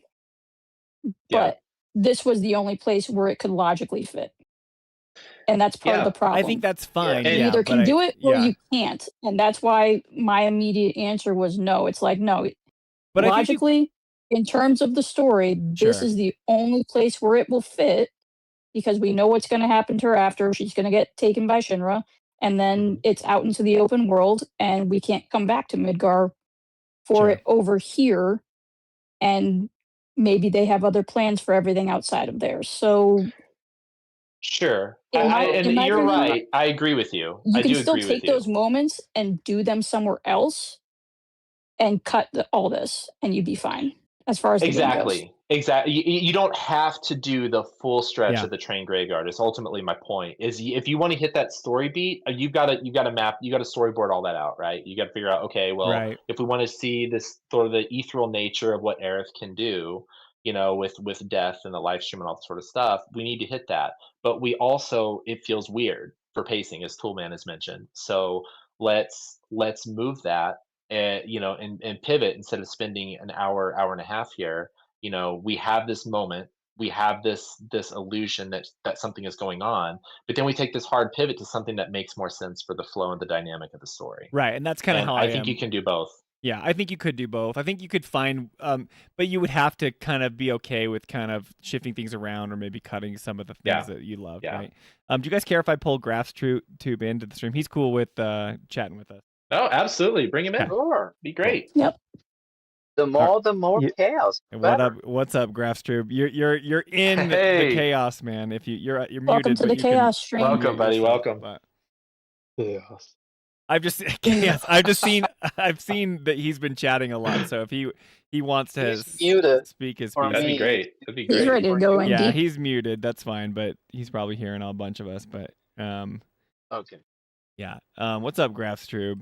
I think we heard him. Grafstube. Yeah, I think he's unmuted now. But Yeah, he's unmuted. is there anything that you wanted to say, man? So kind of what he's been saying in chat a little bit. He's been off and off again. But they've been talking about, Spencer has a good point. If you look at the speed runs for the game, technically it can be completed in 5 hours total. It's kind of up to the player a bit. So this is what I'm saying, like, because it's a player-controlled game, the narratives will never be as good as they are in like a movie as they will be, in a video game. Mhm. So that's just a different medium. But, so you can increase the speed at which you play certain games, but then you miss out on story elements, right? Or you can get a lot out of video games compared to stuff like that. But Or you can get a golden saucer date with some dudes yeah, for doing that. You can get one with the Right. voice. Or Let's let low. GraphsTube try and speak first, make sure everything's working. Let me know if it's working, GraphsTube. You try it out. Steven, he says, hey, when's my turn? You can join. I'm just saying, we're trying to get through this whole group. If you want to join the group, you can, or we can do a one-on-one chat too. No more turn-based, says Bickles. But yeah, I figured since we're all part of a group, I want to kind of just get through these chapters with you guys, because I don't want to be like, okay, your time's up, and then come back to you guys, once we're in a group. So, Steven, if you want to join the group, you can, but everyone's going to be talking, so just let me know. Or if you want to have one-on-one with me, then that's fine too. It's just up to you. I don't want anyone else to feel like they have to talk in a group. If they'd rather talk one-on-one, that's fine, but I was just trying to get through it a little bit here. But we can start swapping people out if we want to just cover, like, do some plate talk and then, or pillar talk, and then we can do a trading of the guard. Well, yeah, I kind of want to get through this, but GraphsTube, you're live, buddy. If you're here, you can say hi. I'm just pulling you in, but he might be trying and it might not be working. No, it's okay. If you're talking and it's not working, hang up and then try and come, and then let Spencer pull you back in. Sometimes that works. Yeah, and I can put the link in chat again, so don't stress. But trying to figure out. Okay, cool. No worries, man. Let me. I just wanted to add. Oh, go ahead. I just wanted to add that I also think that there is a disconnection with a fact that is going on in this overall arc of the plate falling, and I think the game is not communicating it properly, and that is that the falling of the plate is not a natural thing. It's not like Eric knows that a volcano is gonna blow up and it's going to blow up. Like it's some thing Right? in nature. It's something that it needs buttons and stuff to happen in order to happen, and we see that's that. why they got Barrett's group up there first. Yeah, they're blaming Avalanche for it. We're fighting to stop Avalanche from dropping the plate. Yeah, they're doing the show. Excuse. But what I mean is, it's logical for the story for the characters of FIFA, Cloud, and Arid, and the people underneath and Avalanche fighting, that they don't know at what point the plate's going to fall. But we as a player, we could have that information, so we don't feel this fake belief that, oh, we need to rush through this because the plate is going to fall. And that's what we're talking about, the pace. If we were aware that it doesn't happen that way, we take our time because we know, well, it's not like, oh yeah, we unclink a hook and everything's going to fall down. And you can see this when we get the moment with Marlene later that we mentioned, when I mentioned in chat. Yeah, that some people I are had like, seen what a are you lot doing? of people play the game. Yeah. Stop with the cuteness. Let's get out of here. A chopper is going to fall on top of us. And it's like, dude, you're not getting it, I mean, but it's the game's fault. I think if they would have made it clear as a game, the characters inside the game don't know, and they can be like, oh, we need to hurry and whatever, and they can tell us the story whatever they want. But we are aware that there is no rush. Well, I don't know. I don't know that technically. Because I don't know how it's happening. I don't even know what's about to happen. I don't start to see it until the game doesn't Reno tell gives us. his little exposition where he's like, I guess we have to Yeah, do this, and you know? I'm talking from a point that I already know what Yeah, happens, and sure. that's why Aerith was so calmly, in rescuing Betty and Yeah. and taking her time. I saw. A lot Yeah, of people don't see that and are like, "What are you doing? Run!"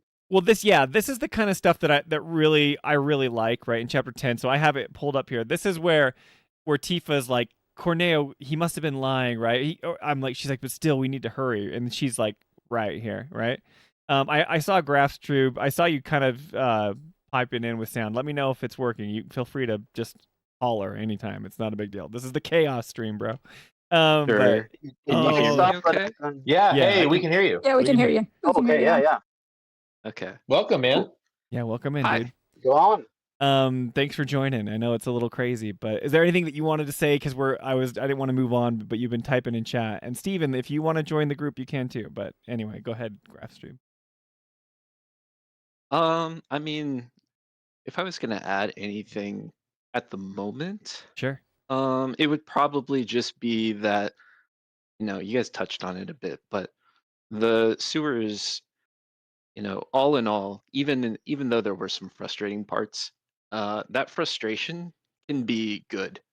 Yeah. And I know that might be like a controversial take, but that builds tension. Yes. And Yeah. that tension, when it gets released, feels good. Mhm. So, like, Yeah, in a I weird agree. way, things being bad can be good for the payoffs that come later. Totally. I think you're. I absolutely 100% right. agree with that.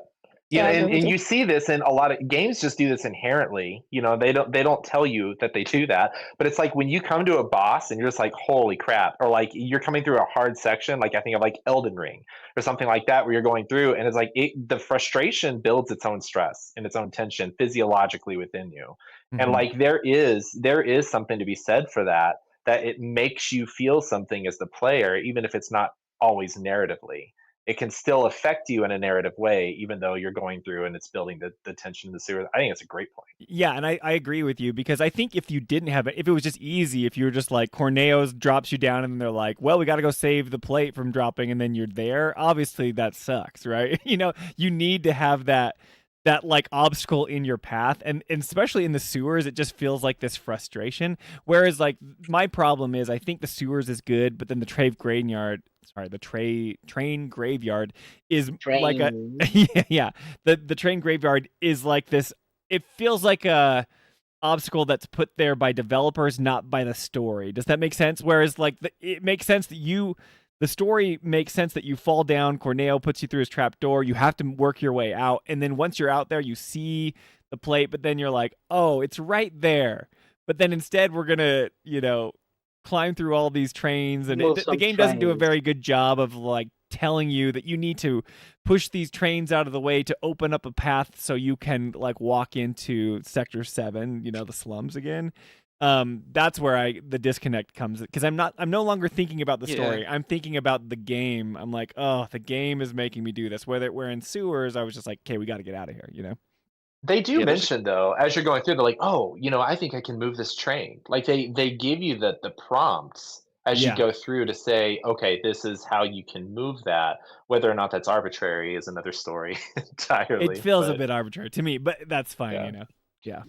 I mean, it is though. It's arbitrary for a reason, and that reason is because they're doing multiple things, right? They're telling a story and they're trying to hit OG beats. Yeah. Like technically in the original game, you go through the train graveyard multiple times. Like there's not just one time that you're in it. Okay. Like in this game.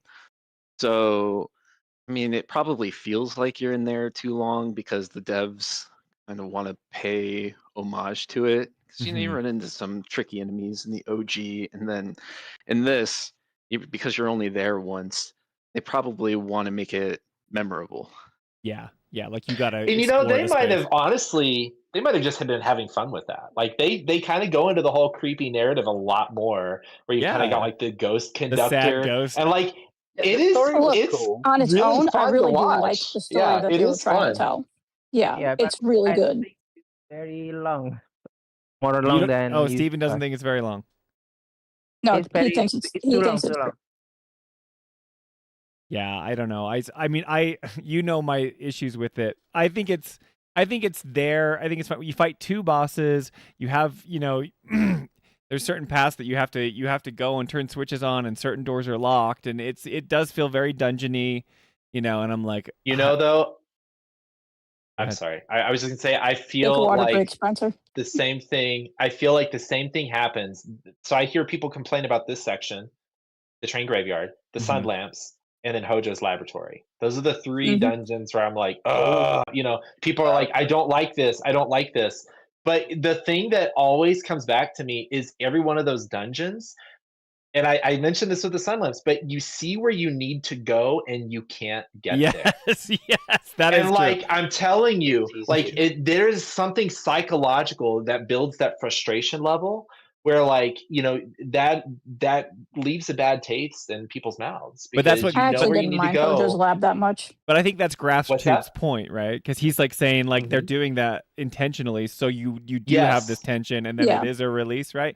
I get it, right? And it does feel like finally, like, and when you start chapter 12, you're super excited to go and save the plate, but then what happens? What greets you right before you can even get there? There's whispers that are just like, no, we're standing in your path or whatever. But yeah. I mean, Yeah, there's a million things that kind of we can go into sure. on this. There's so many different opinions, right?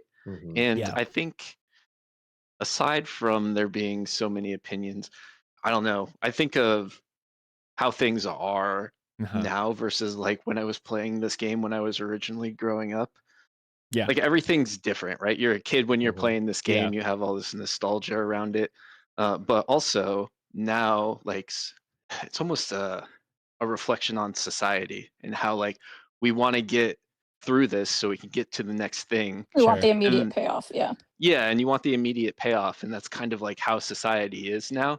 But this game is kind of a callback to, and that's what JRPGs are, I guess, in a sense. They're the role-playing games, so you Grinding, can like go at your dude. own The pace. grind. Yeah, it's true. You're not wrong. exactly. So yeah, that's true. There's a whole lot to it. And it's and maybe this is the point that I think Javier was making, because you were like, it's a video game, right? And you're totally it's absolutely true, because I get to the point where I am invested in the narrative. I do like playing the game, obviously, and this is kind of where I think Jolie and I's critiques kind of falls apart when it comes to a video game. I push back on Jolie a lot because Jolie comes from the film world, right? And she's like, okay, the narrative that they're telling here is very interesting, and games have gotten to the point where they're so cinematic. I mean, look at these character models. It's incredible that we can get this amazing voice acting and the motion capture and just this the fidelity that we enjoy in video games is insane, right? Because sometimes we're in the game and we forget that we're grinding for XP and we're trying to get the next item or whatever. You kind of get enraptured by this story, and then you're like, oh, the pacing grinds to a halt, not because a fault of its own. It's just because it's a game, right? You have to go and do the other stuff, right? And so it's like it's hard because it's trying to balance those two, and it's always going to be clunky. Jolie always wants it to be snappier and a little bit better, and I'm like, okay, I understand because from the film world, and but I think what you guys are saying, your arguments are totally valid, because it does come from this the origins are JRPG, are the grinding, I'm doing that in Final Fantasy 1 and I'm just fighting enemies in random encounters over and over and over again, right? And it never stops. Yeah. But see, I think that's part of it, is that there is supposed to be frustration, don't get me wrong, but it's also like, okay, when the frustration dips over to pulling me out of the immersion or the immersive experience, I think so. then it becomes a problem. 100%. Yeah, the other thing that I think is important to call out is you have to remember that they're going to be appealing to multiple audiences. So Japanese media has always done a really good job of appealing to the young man or the young lady, like the shonen or the shoujo. Yeah. And so some of the stuff you have to like suspend your belief a bit, right? Oh yeah, for sure. Hey, you're There's talking to always a that bunch of going Dragon on. Ball Z fans here, bro. Don't worry about it. Same. Yeah, but we get it, bro. Minus I mean, one. if you compare compare the manga industry to the comic book industry, the comic book industry kind of way back when decided, okay, we have this audience that we want to keep catering to, and Japanese media is always stuck to, okay, we're gonna keep appealing to the youth, the young base. And when you compare comics now to manga now, like 80 to 90% of the market is dominated by manga as opposed to Interesting. like Comic Marvel or books, DC yeah. comics. Yeah. So that's just the thing to kind of keep in mind, is that you have to try to keep things fresh. And so when you're doing a remake like this, you're trying to do the impossible. You're like literally trying to do the impossible. They So literally you have to are. figure out, how do you thread all of these needles? Obviously, they don't do it all well all the time for every single person. And the big reason for that is because of the OG nostalgia. Yes. But I think you don't want to narrow your audience so much that like the newer people can't appeal to it. Like that's why it's not just a perfect remake of the OG, and that's why you have like the new modern audience that gets paid attention to in these things. Well, Which is great. I'm the new audience, GraphsTube. Like I didn't play this as a kid, right? And I love the changes that they're doing, and that's controversial, right? My last video that I put Javier's out, one too. yeah, people were getting mad at me for saying love like the thing that I like. Yeah, Javier's new to it as well, but I think it's cool that they're kind of subverting expectations and going back and kind of reimagining what was the OG, right?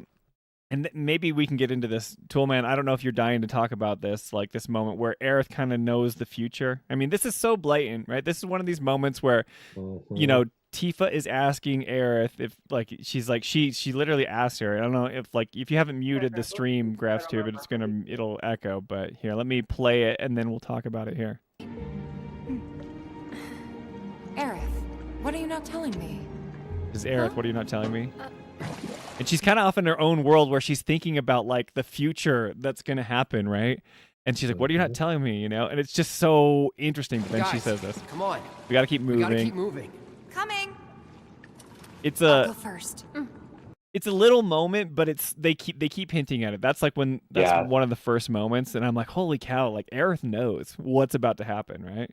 Well, and she's alluded to that before as well. Like when they talk about Sephiroth for the first time, right. And they do that cut on her mouth and nose, and it's very clear through the way that they're framing the picture. She knows more than she's letting on, and they're using the redundancy to hammer that home. All right, Steven, did you want to say something? Sorry, I heard you talking. No. I'm talking to my mothers with Indonesians. Oh, okay. No worries. Okay. So Toolman, and then everyone else. I have a question for the whole group, I guess. So, like, as a new player, I'm not picking up on these moments at first where, I'm like, okay, Aerith kind of knows more than she's letting on, but I'm not thinking of it as like the implications of how could she know what's happening, right? Because I don't know if that was like that in the OG, you know what I mean? Yeah, how do you guys feel about moments like that when they're hinting and alluding towards Aerith knowing more than she should? I mean, I'm a big fan of it, but that's because I like the impossible thing that they're trying to do. I like the ambition.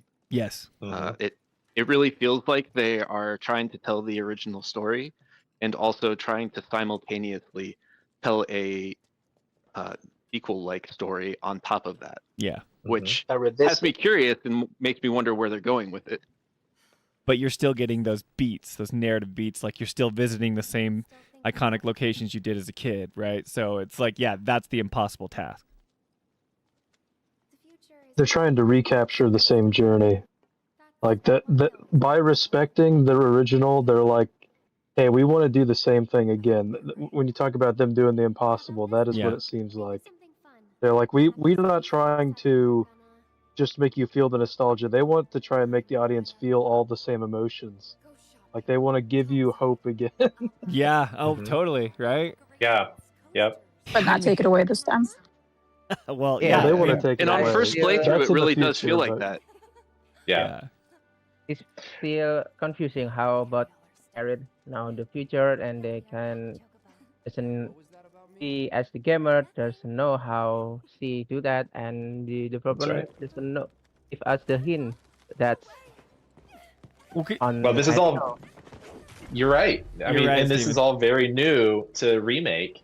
You know, because in the OG, she has zero clairvoyance towards anything. So she doesn't at And all, right? I mean, like that's something Not that I at don't know, but she's all. not hinting She towards. Okay. does not know the future in the least. She Okay. knows what she wants to do or needs to do. Mhm. But like there are many times in the OG she alludes to a completely different future than what we see. Because like And as a newcomer, I always kind of was like, well, she's a Cetra, so obviously she has some No. powers, right? That's, I mean, I'm just telling you, that's kind of how Yes, I was she viewing does. it, right? So it kind of works for me as just like she's a magical person. You you're know what I right. mean? And so Yes, so you're right. And you her can't mother's take it. not like that, you can- right? You Sorry. can take that by yourself. Uh-huh. Like, if you just look at just Aerith, okay, Aerith is a Cetra. You Yeah. know, she obviously is alluding that, there's a future, she can see it, but it's not just Aerith. You're seeing this with other characters doing the exact same thing. You see this with Right. Sephiroth, where he alludes to same things in the future. Right, You he see does. this with Marlene in Rebirth, where she's alluding to things in the future. Yeah. So, and I mean, and literally the entire point of the end of this game is changing fate, right? Like that's the whole point, where you seem like you succeed at the end of Remake on that. And so it's not just within a character, it is within the entire core structure of the story at this point, which is very different than OG ever touched. Okay, that's On fascinating. that note, Dustin, if you're a new player, you don't know even at this point that Aerith is an ancient. So you probably yeah, I have are no like, idea. oh, she's talking to flowers. She's got all this weird stuff, and now she like keeps having the. Because I don't think you even know. And you She's talked talking about about this with Jolie, Spencer. Yeah. That like on replay, you guys are noticing things that you didn't notice on like the first or second play of Yes, this yeah. game. I played Which this I game think is twice true before. for all the returners. Yeah, I've done this twice. I've played it 2 times, and then this is my 3rd playthrough that we're going through on stream right now. That's So, why like, replaying even- it matters. Yeah. Yeah, you have to replay these games if you want to catch like half of the foreshadowing. Right. And that'll happen after Revelation too. There's things we're missing Yes. now entirely that after you finish Revelation, you're going to go back through to Remake and it'll blow your mind. I guarantee you it'll happen. Because Do you it's think- happened with Rebirth. I mean, like they talk about, it will all be revealed. Revelation is it? Do you think Revelation will be one? I'm jumping ahead here, speculation here. But do you think it'll be obvious, like or do you think it will be try to be like, like we'll? I think it'll be both. I don't think it'll be both. Sure. And there will be Next, things yeah. that are very obvious, but then Mhm. there's going to be things that you've picked up on where like, hey, he's holding his hand in the exact same way as the materia and all this stuff and Remake. Like Biggles brought Rebirth. up, yeah. There's things that you will have to still look for and see, but you can tell that the developers have placed the amount of care. By the way, shout out to these guys. That was 90% of my frustration were those dumb crabs going through the sewer. But Because you couldn't hit 'em. But you see that where if you're paying attention, you're gonna get those Easter eggs, right? Yeah. Of things like, oh my gosh, this is a throwback. To Remake, and you'll see this in Revelation, and things after you finish Revelation, it will be very small and minute, but you'll see all the connective tissue that those 3 games are building that is just kind of happening behind the scenes right now. So Yeah, again, I think it goes back to the whole point of this is supposed to be one product. Yeah. We're 2/3 of the way through one product, even though it's 2 games, which sucks, but Right. that is how it's being built out. I do think that's a problem because the narrative relies on 3 games, and it's just been 7 years to tell it. I mean, it's Yeah. kind of though, but then it goes Long back time. to yeah. But what GrassTube was saying, it's like it's that tension. So the payoff will be worth it if it's really good in Revelation. It's just whether or not they land it. But Biggles in chat said on his first playthrough, I just assumed it was a magic girl trope based merely on having a staff. She's Sailor Moon. Yeah, sure. Like she's a mage, right? She's got the staff, but. Yeah. Yeah. One thing to jump in on real quick. If you guys thought the 3-episode format was bad, back when there were rumors of the remake, they were talking about Gonna be doing 7 as Oh my all DLC. Over That the would course be- of God but- knows how long. Yeah, that would have been a I don't know. nightmare. Been a while. I don't know what year was that, but there was a time period in which there was games released by chapters. It was like Uh-huh. fashion. Yeah, that was around that same time. Remember? I remember those games because they were It makes sense. they did Batman Maybe games like not that. the- They did Oh, Hitman, the Hitman Resident games. Evil had that. No, you're No, talking even about just like Hitman. Telltale. Revelations. That is not the first Yeah. game to make part. Maybe like a What's that Telltale show? series is released per episode. I think episode 1 about the I don't know the father's name. I forgot. And the second Telltale, and that's third it. yes, Telltale. It's per episode. But that the story based, but not like an RPG like FF7. And I heard if they want to make Final Fantasy 6 or 8 remake, they it into 5 games. I think it's That's a terrible very, idea. Very, Please don't. That's I heard very Please good. I heard don't. Yoshi P say that, Yeah. and I was like about to die. I'm like, bring it. I 'cause, like- want it, baby. Come on. no. Let's talk about this for a second because, like, okay, I don't mean to bring this up, but you have like the Resident Evil franchise that's taken over the Final Fantasy franchise as the third most popular video game series in Japan, right? And then they say this thing where it's like, what has Capcom been doing successfully over the past like 10 years? Their comeback, right? They are releasing remakes and okay, now they're not. I'm speaking kind of out of my butt here, like I normally do. You're talking Toolman's point. Let him Yeah, talk it. so Toolman, maybe you can say stuff like this, right? But yeah, I don't want to play the end of Final Fantasy VI when I'm 80 years old, and Toolman says that too. Finishing the franchise when I'm 90, like they have to learn to cut the fluff a little bit. They cannot turn over every rock. I know this is ironic as someone that comes from the deep dive channel that we do.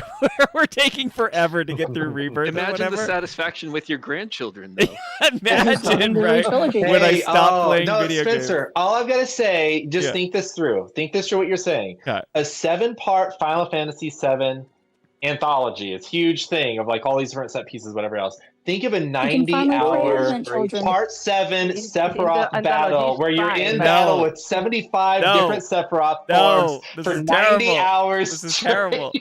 But There's like no such thing as too much of a good thing. there is. It's like I don't know. I just like when I heard that quote, I'm like, Square is not learning the lesson that Capcom is learning. But I think that these remake series are more interesting, and this is where I can't really speak because I don't play the remake or I don't play the Resident Evil games. So maybe someone else can come in that's played both. But I see their business plan. And it's like obviously they're survival horror games. They're not going to be as big as an RPG. But I think the swing that they're taking that GraphTube was talking about is very cool and very unique. And they're trying to do the impossible. I don't think Capcom's trying to do the impossible. I think they're like, we're going to make really good remakes. We're going to make a few changes here, and we're going to pump these suckers out every year, right? And they're going to be awesome. People are going to love them, and they're going to introduce them to new audiences. Whereas this, it's like you have to commit to this thing, and like you play remake, and maybe you don't love it, and you lose some fans, and then you play Rebirth, and then it's still ambiguous, and you're not really sure, and you lose some fans. But then the people that stick around and are here for it, they're like, "Oh, Revelation's going to be awesome." But I don't think it works, unless they really nail it and then people come back and buy the series. I don't know. It's this interesting thing. So then when Yoshi P was like, oh, we're going to take 4 to 5 things to do Final Fantasy VI, I'm like, no, don't do that. Anyway, so. But No, I well, think it's... for Oh, sorry, the go ahead. Resident Evil, for the Resident Evil, is Capcom got maybe chunk of their games because I can tell because I played in PlayStation 1 for RE2 and 3, and I played it for remake. It's can same and can difference, but like the OG gamers that still missing about the part of the game, and they erase. Well, for the example, in RE Resident Evil 3, there is one part of the game is very we cannot good that in the remake, but if we play on original PlayStation 1, we can go to there.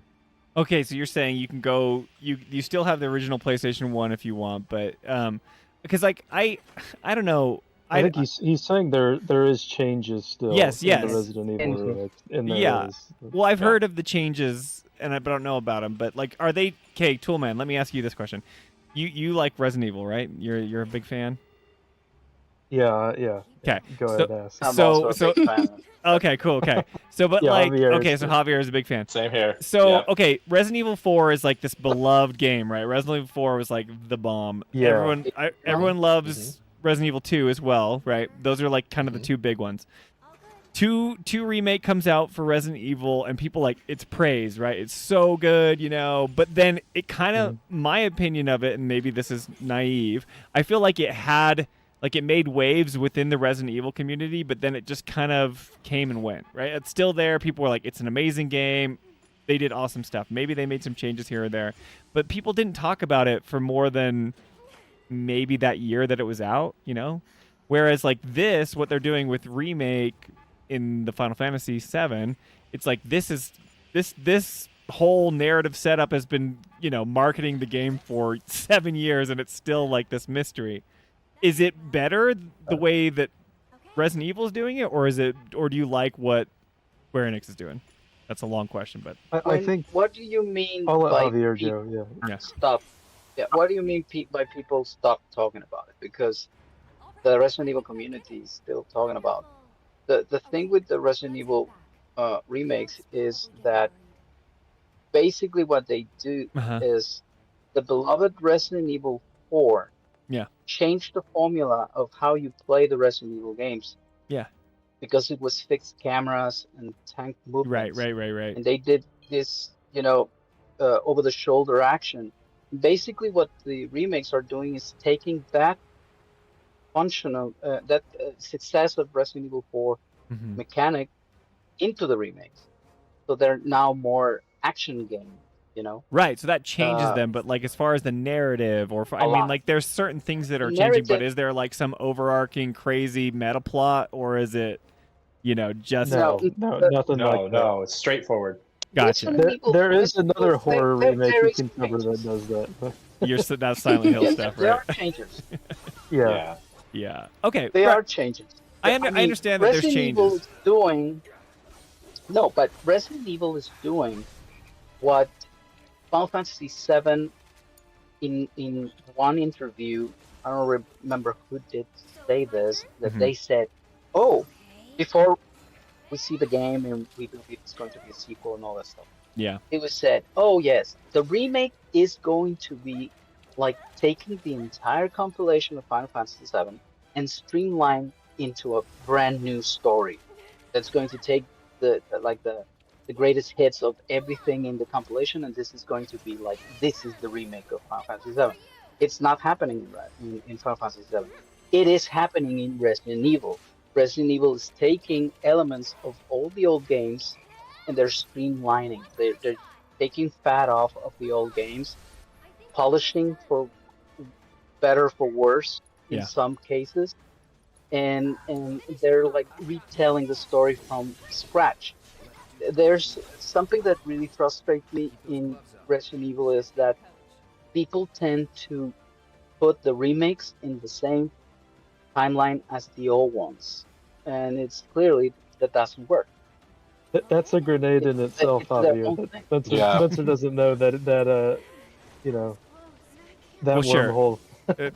Well, yeah, there's lots of stuff I don't know, obviously, but I mean, that's basically what is kind of working for Capcom, but still there is division within the community.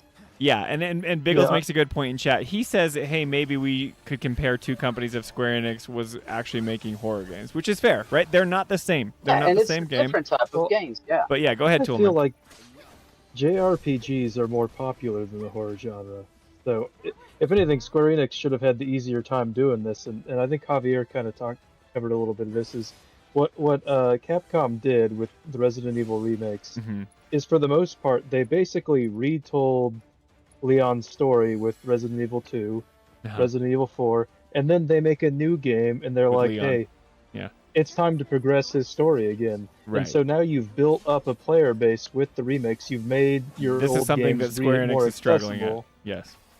Yeah, Whereas, like with Final Fantasy, I don't think like Final Fantasy VII Remake is doing creatively a more interesting thing. Yeah. But the comparison I would say is if Yeah, they had because they're doing remade something Final different. Fantasy VII Uh-huh. and then said we're going to make Final Fantasy VII 2, that right, would be right. Because what you get Capcom's people doing, in, you essentially. get people into Yes. the universe, and then it's like now that you Some know people who are saying Cloud they're is, doing that. we're gonna continue his story. Yeah. Well, and Yeah. Toolman, you're exactly right, man. Because like, and I feel like the issue that a lot of people have is with all of the Resident Evil games that come out, they all have the same continuity. They all have like a linear progression through the games, but each game is its own standalone story. The story is finished at the end of the game. And so you've got this where you basically, Remake is Act 1. Act 1 has 3 acts within the game. Then you go to Act 2 with Rebirth. That's got 3 acts. And but nothing ever gets resolved. It would be like if you were to resolve, the new Resident Evil when he meets up with Grace, and saves her from, and gives her his handgun or whatever else at a certain point in the game, and then you end the game there. People would be like, what? Like, people would not be happy with that, because then they're having to wait another 2+ years. And that's sort of what they're doing with this. They're telling one story over 3 games, and it doesn't work because people don't like the period of time that they wait. I guarantee you, if they were like, Resident Evil 9 is going to be this massive game, it's going to span three game discs, 3 games over 10 years, people would balk at that because they want the closure that they are not getting with Remake, Rebirth, and then eventually they're having to wait until Revelation.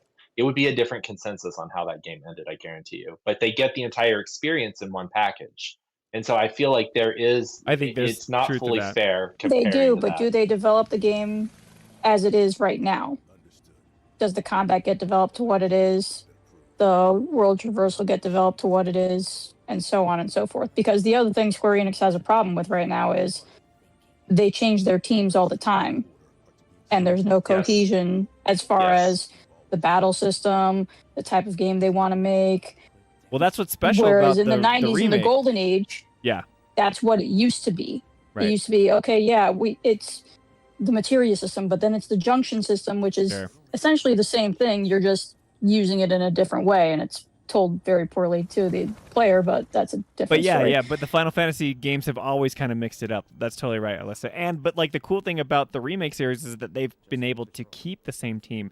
And what you were saying, Dustin, that's true. It's so frustrating if you were to say like, okay, you get this Resident Evil game, but it's going to take 10 years to tell the whole story or whatever. But the amazing thing that's happened with Hamaguchi's team is that he's been able to keep this team together, and we've been able to get this 2020 it releases, then we get 2024, and then 2027. I mean, 7 years for 3 AAA games is pretty unheard of, right? Which is like they're going as fast as they can, but it's still, people are not patient enough, and it's also it's grating to wait that long to see the the narrative payoff that we are all hoping for. It also markets the game itself, right? But at the same time, it is frustrating to wait, right? And I mean, it keeps it on the front of everybody's mind, but no shade on the Kingdom Hearts players, but this series, all 3 of these are getting completed in between Kingdom Hearts 3 and 4. So it's incredible. That fan it's base. wild. Totally. I mean, it's unheard of. You got to be a fan of both. That's how you get from 3 to 4. Just be a fan of everything.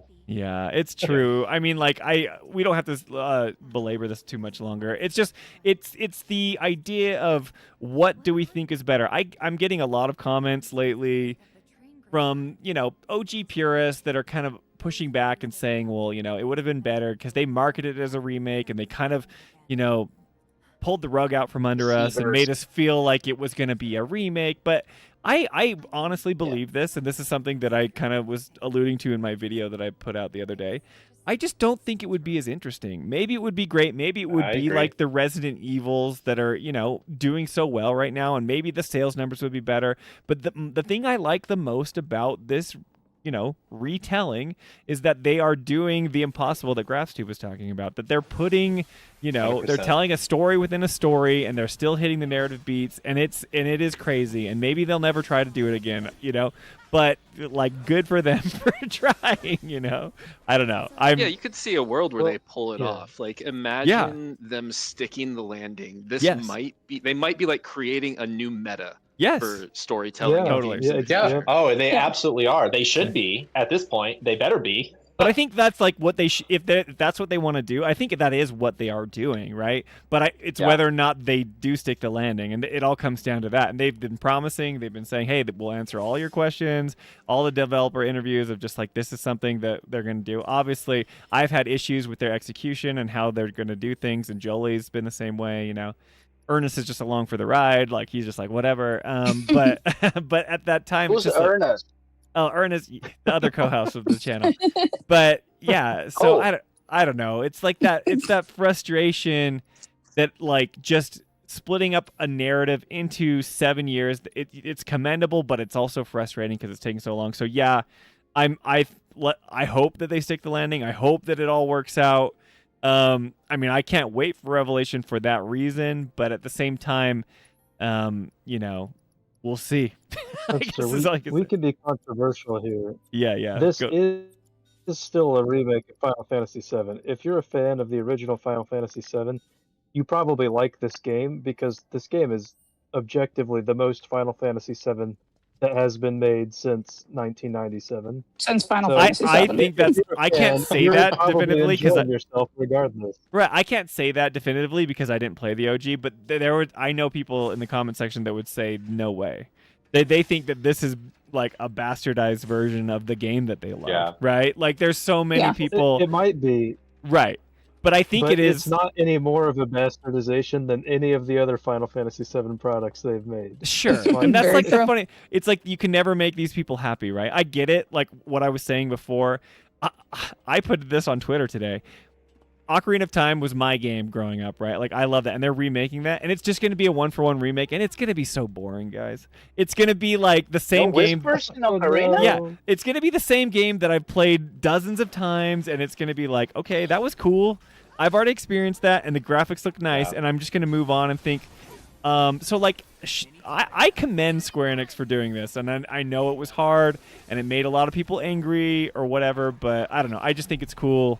I think it's awesome that we're getting this, and then as we're going through chapters 10, 11, and 12, you see those moments more and more. I'm really enjoying my remake playthrough as Jolie and I, like, go through it. It helps that you guys are like, pay attention to this, watch this. As a newcomer, I'm learning more and more about the kind of meta-narrative that they're trying to weave, and it's so cool. I think it's so cool! Anyway, sorry. It's funny. And I was just talking to TM about this the other day, and it's actually may have been today. It all blends together. Who knows? But the parts where they do Final Fantasy VII, like the train graveyard, like we're seeing now. Yeah. Like when I go through these sections, I really enjoy it. Like, oh, this is Right, the OG. because- I'm totally getting the nostalgia. This is super cool. Right. However, the places where like I feel like my full brain engages is when they go off the rails. When Right. they do something like where Tifa, in Gongaga and Rebirth. Yeah. Or like when they have these things happening with the whispers where I literally am like, I don't know what is going on with this. Yeah. And like there's a part in my brain as I pay attention to that where I like fully engage. Right. Fully engage. And it is Yeah. a very different What- feeling, and it's exciting. And we were just chatting about that the other day. Yeah, Dustin, let's do a quick Yeah. flash forward here because I think the moment what you're talking about, the moment in this game that probably, if you didn't watch the last trailer, caveat to that, the moment in this game that blew away probably everyone is when Barrett gets stabbed later in this game. That's like that probably Right. woke up everyone playing this game. Oh yeah, If they Yeah. didn't watch the Yeah. trailer, Square Enix stopped spoiling things in the trailer. Yeah, I know. They've I been will doing say, it since, they they've been doing it since fumbled that. 1997. It ain't They gonna should have happen. kept him dead longer, I feel like. Or like, because you go right into the battle with make you Genova. guess, yeah. And like, but then like the second you come out of it, like you're distracted because you're trying to beat Genova, but then you come back out of it and, the whispers heal him and he's like, what the hell was that? And he kind of goes off of this whole thing and like he basically wakes back up and like you almost don't get a chance to fully process it And I wish they would Yeah. have given you that to feel that, because it almost feels like a throwaway. I'm like, oh, But that see, would have that's been the thing. They do interesting. that a lot. They don't give you a lot of time to I fully know. process. That's my personal preference. I'm just like, I would have loved to have seen the I agree party with you on react that. more to That's what I'm that. saying. We're not But even there even yet, though you guys. I'm just know. kidding. I'm teasing. I'm teasing. No. But you're spot on with that, Yeah. man, for sure. Like when that happened, I was like, whoa, that is not supposed to go down. Yeah. And I was totally into it. Like I was totally like, this is really interesting where they're going to go with this. And that made me care, because Barrett is amazing in this game. Yeah, Like he's so good. more with the exception of Yuffie, he's like my most improved character. Yeah. I love him in this, and so it was a really impactful moment that I do feel like they could have done more with. Yeah. So you're Roosevelt saying in the chat is Tifa is not an improvement? What's that? I'm We'll sorry, say it see. again. He is an improvement, Mojave. Totally an improvement. Do you mean that Tifa is not an improvement? What are you talking about? We're talking about Barrett. Brawl in the remake. I also We're believe talking about Tifa's Tifa's an character changes. improvement. I like Tifa's characterization in remake. Yeah, for sure. I do. Yeah, I don't know, man. That's so funny that when Barrett dies, because to me that I didn't know, right? I'm like, okay, but anything with the whispers, I've just kind of I'm like, well, this is different than the OG. That's even though I hadn't played it, I'm online enough to know that the whispers are a deviation from the original. So anything time that happened, I'm like, okay, well, this wasn't original, and then I'm starting to kind of get into the meta narrative, and it just must be so wild for you guys who have played it the original. And I know that I'm doing a disservice to myself by not playing the original, but it is what it is. We don't know for if the that's team, a Spencer. disservice yet. Yeah, wait until the game finishes. Sure. Okay. Cool. Right. Because I don't. They could go any direction and it wouldn't bother me. Right. Where you guys have some baseline level of expectations that you're trying to, whether you've given up that, hope of seeing certain things because of the way they've been changing stuff, or if you're like still hoping to see certain stuff. Yeah, I get it. I get how it could be a blessing and a curse. Yeah, we're in limbo here because we have expectations of them breaking our expectations. Right. So yeah, that's true. It's like a snake eating itself here. We're like, I want to be surprised, but I expect them to surprise me. Yes. Yeah. That is exactly right. That is how I feel going through this. Like, where is the surprise? Show me the surprise now. Where is it? What's going to change? When's it coming? Exactly. Biggles is asking us a question in chat. He says, I want you guys to postulate what, if anything, Square Enix could learn from Capcom. I know this is like a very common thing that people talk about, but I think it's apt because Capcom was kind of in the gutter for a long time, and then they've really kind of pulled themselves out of it. But yeah, what do you guys think? Red meat. Yeah. Red meat, that's what they need to learn. How to schedule out their games, how to schedule out their teams and their games to come out consistently. Yeah. Yeah, well, I mean, but Capcom I'm not is saying not game-wise. free of guilt. No, I'm Capcom's not saying they're free of being behind, but you will at least get one major Capcom game a year. Right now, we're not sure what's coming after Final Fantasy VII Revelation and Kingdom Hearts 4. Yeah. Yeah, but hang on, we got Dirge of Cerberus remake.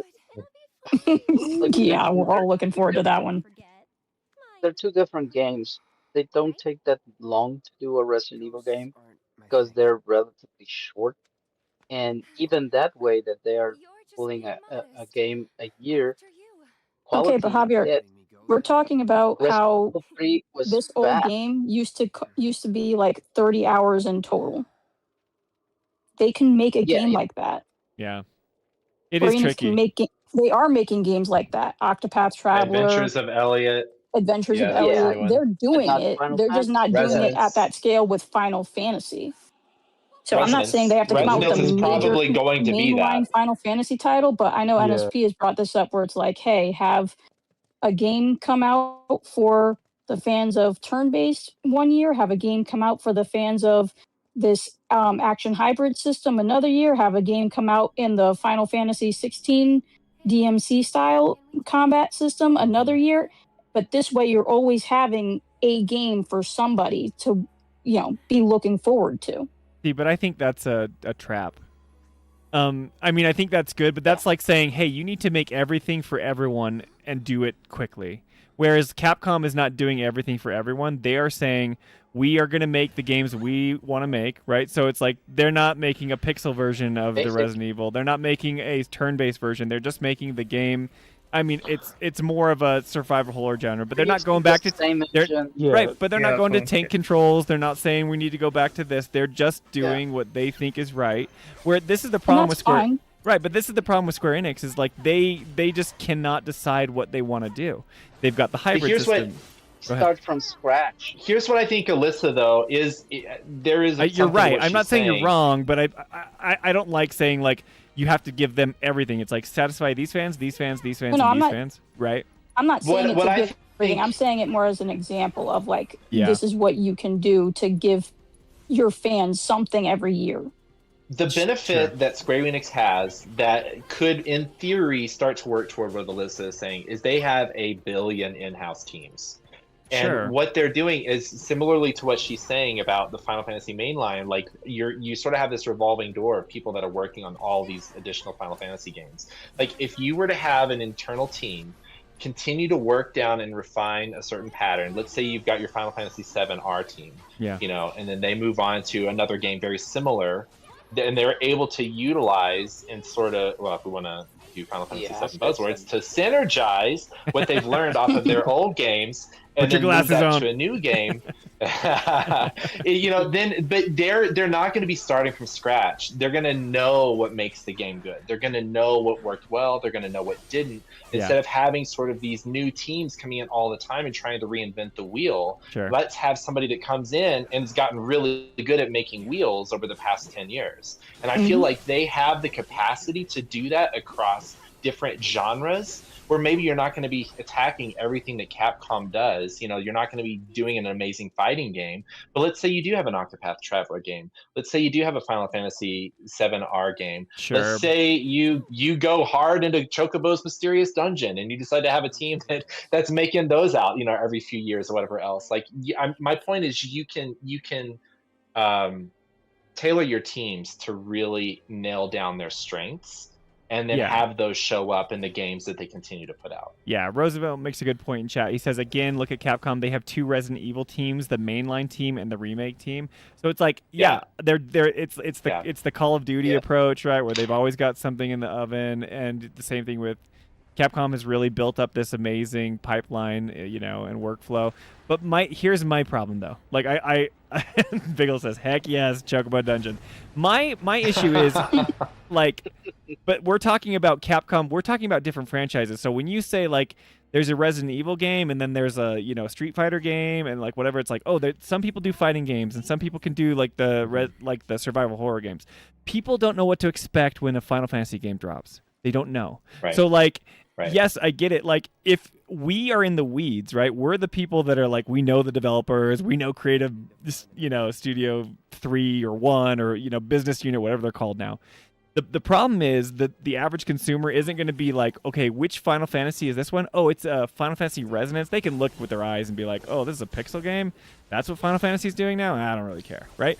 Oh, they're doing the remake games? Okay, well, I'm on board now, but that's like, I have to wait 3 years for that? Like, you know what I mean? Like, I think it would be better, and this is just my opinion, that if people knew when a Final Fantasy game was coming out, they knew what they were getting, because that's what's happening with Resident Evil.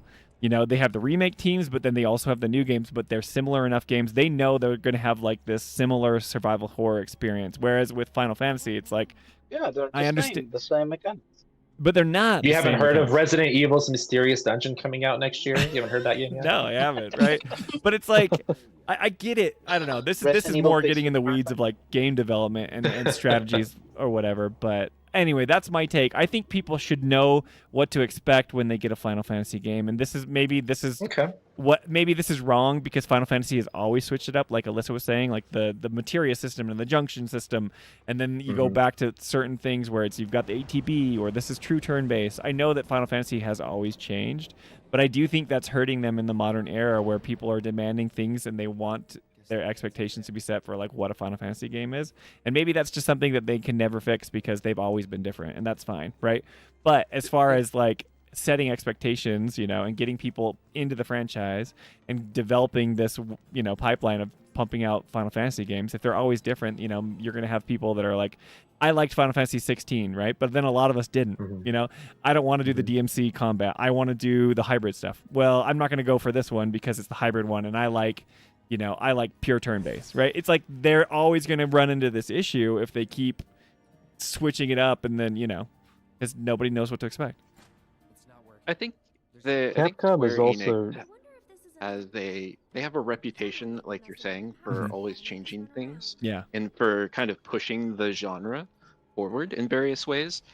But part of the struggle that I think they're experiencing is that you used to be able to switch engines and do completely new technologies more frequently because things were getting drastically better for a period of time.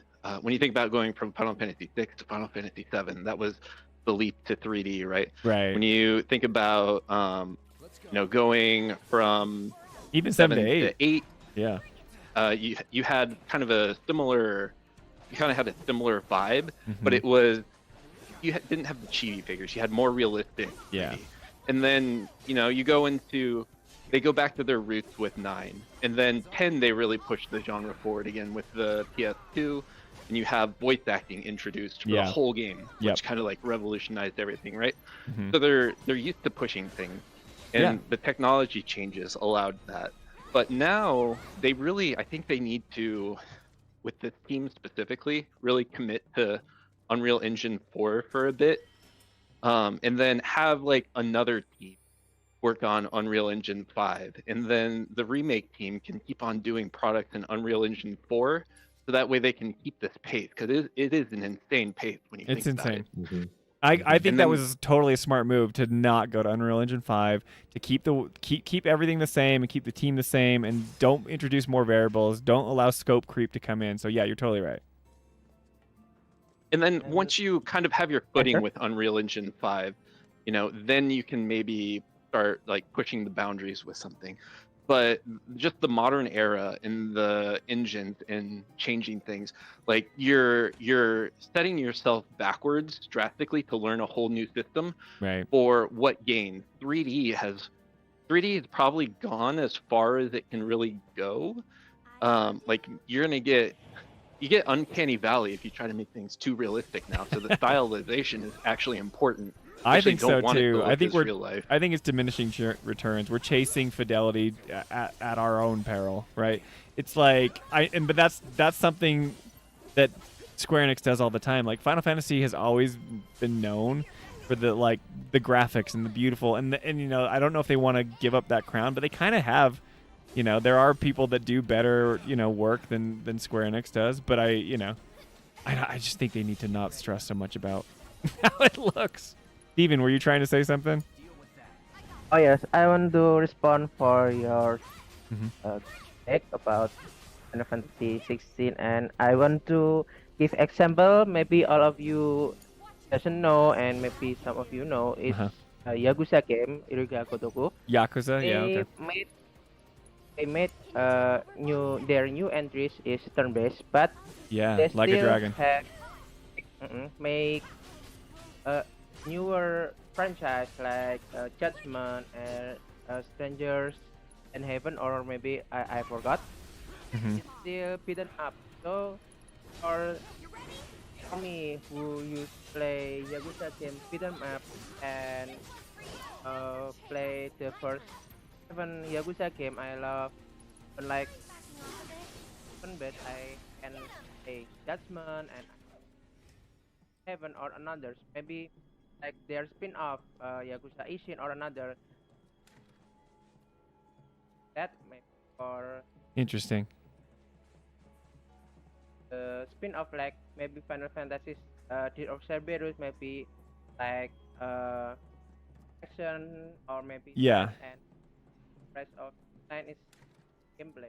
Well, I don't know Yakuza's success. Like, it's successful, but it's not like, I don't think it's the success that, you know, Square Enix wants for their Final Fantasy mainline game. But I do think the Yakuza, when they went to Like a Dragon, right, so 7 or whatever, I remember they were the beat 'em up games, and they were really, you know, that was what Yakuza was known for. You went around and they were so good at pumping out games so quickly because it always took place in that same. I haven't played all the games, but I kind of know about it, like that same city or that same place in Japan, right? But I just don't know if like, because then they go turn-based and then they kind of blow it up, and that game apparently is like really big, 7, and then 8 was even bigger when they're in Hawaii or whatever. I mean maybe they do something like that, but I just I don't know if that's the move, if Square Enix wants to go that route. I think Yakuza has its dedicated fan base and it tells amazing stories and people love it or whatever, but I think Square Enix wants Final Fantasy to be God of War level. It wants it to be 20 million sellers, right? I just don't know. It wants it to be Witcher 3. Yeah, it wants to be Witcher 3. It obviously Witcher wants 3. to be Witcher 3, right? So, but that's a good point, Steven, but I just don't know if they want to go to Yakuza because they're already kind of there, it's just they're doing it differently. But yeah, I don't know. It's just this whole I want them to succeed so bad because I like their games more than any of these other developers, but these other developers are seeing the success, and you just want to like transplant it and stick it onto Square Enix and all this stuff.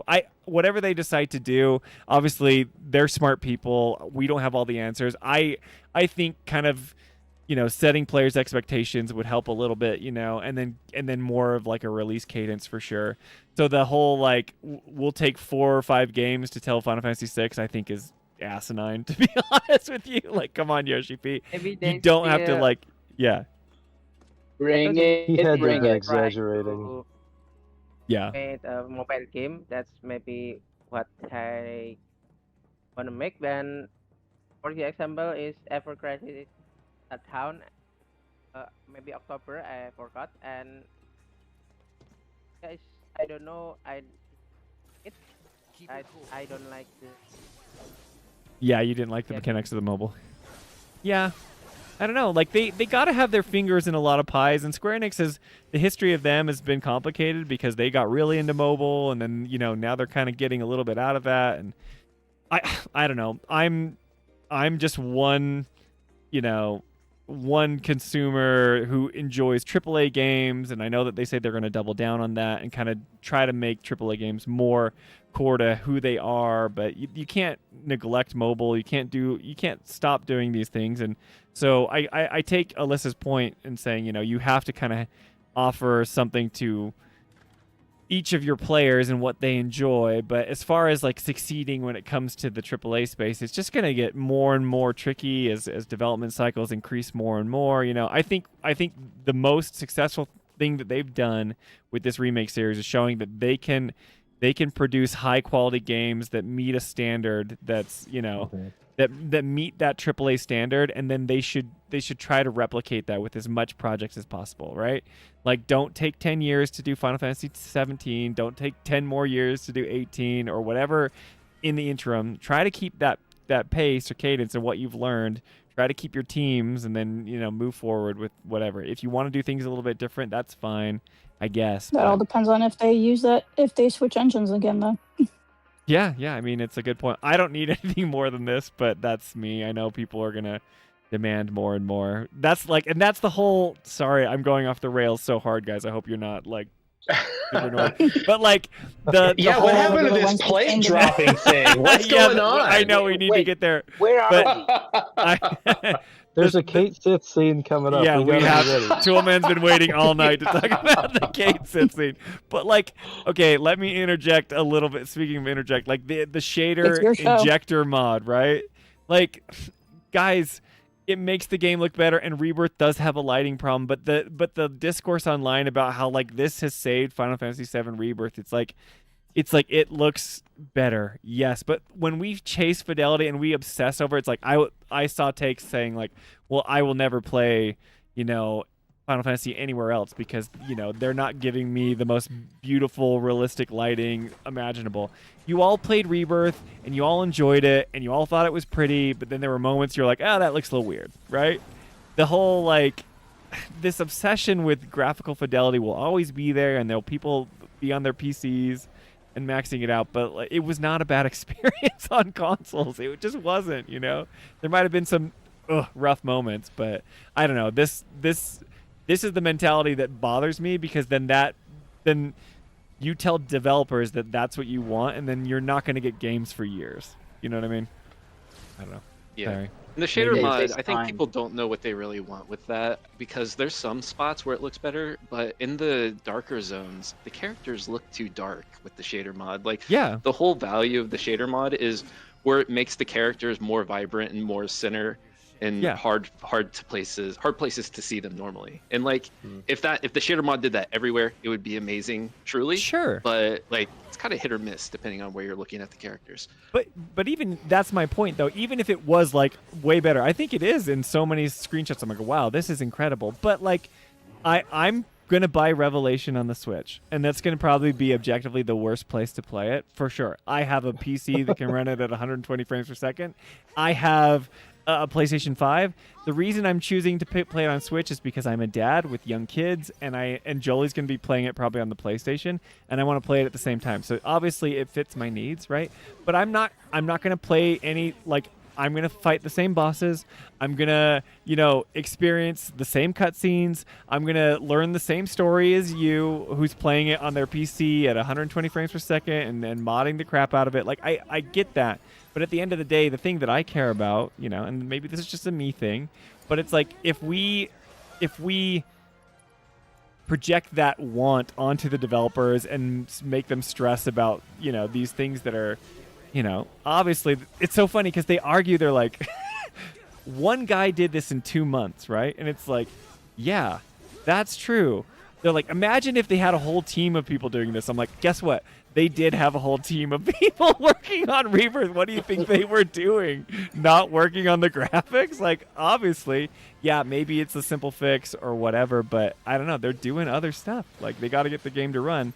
So this bothers me in this age of development cycles being so much longer than they used to be. And then we ask, what can these companies do to make their games more, relevant with younger audiences? Oh, you know what you can do? You can spend like 2 more years making it really, really like beautiful. I know that he didn't. They should not do that. Don't do Yes, that. they should not do this. Agreed. Right. So but- here's, I was I'm gonna gonna say play it this- on my plate. Oh, go ahead, Toolman. I'll let you go. Oh, not hardly related to what we just said, but you were talking earlier, like, what do they need to learn? And we were bringing up 16. Yeah. They could have probably split 16 into 2 separate games. Not even, I'm not saying make 16 and 16 too. They are 2 but separate based on games. how much was... yeah. I mean, the amount of content that was in 16 probably for me would be enough for 2 separate games. I just mean in general, like if they want to do more regular releases, Right, not right, I every hear you saying. release has to be an absolute monster. Yeah, like Rebirth I'm was that way too. a great monster game. Yeah. So Yeah. Jolie makes me laugh because she only plays one series, right? So I was like, they don't need to be this long. I'm like, Remake could have been 20 hours long. And it doesn't have to be 60. It can be this, But then she's like, but I like my long games. And she likes going and doing the checklist because that's the only series that she plays, right? Which is fine. But, I agree if we had more. But I'm thinking about the younger audiences getting involved in Final Fantasy. And if you're asking them to wait around 7 years to get one narrative payoff, that's a big ask, right?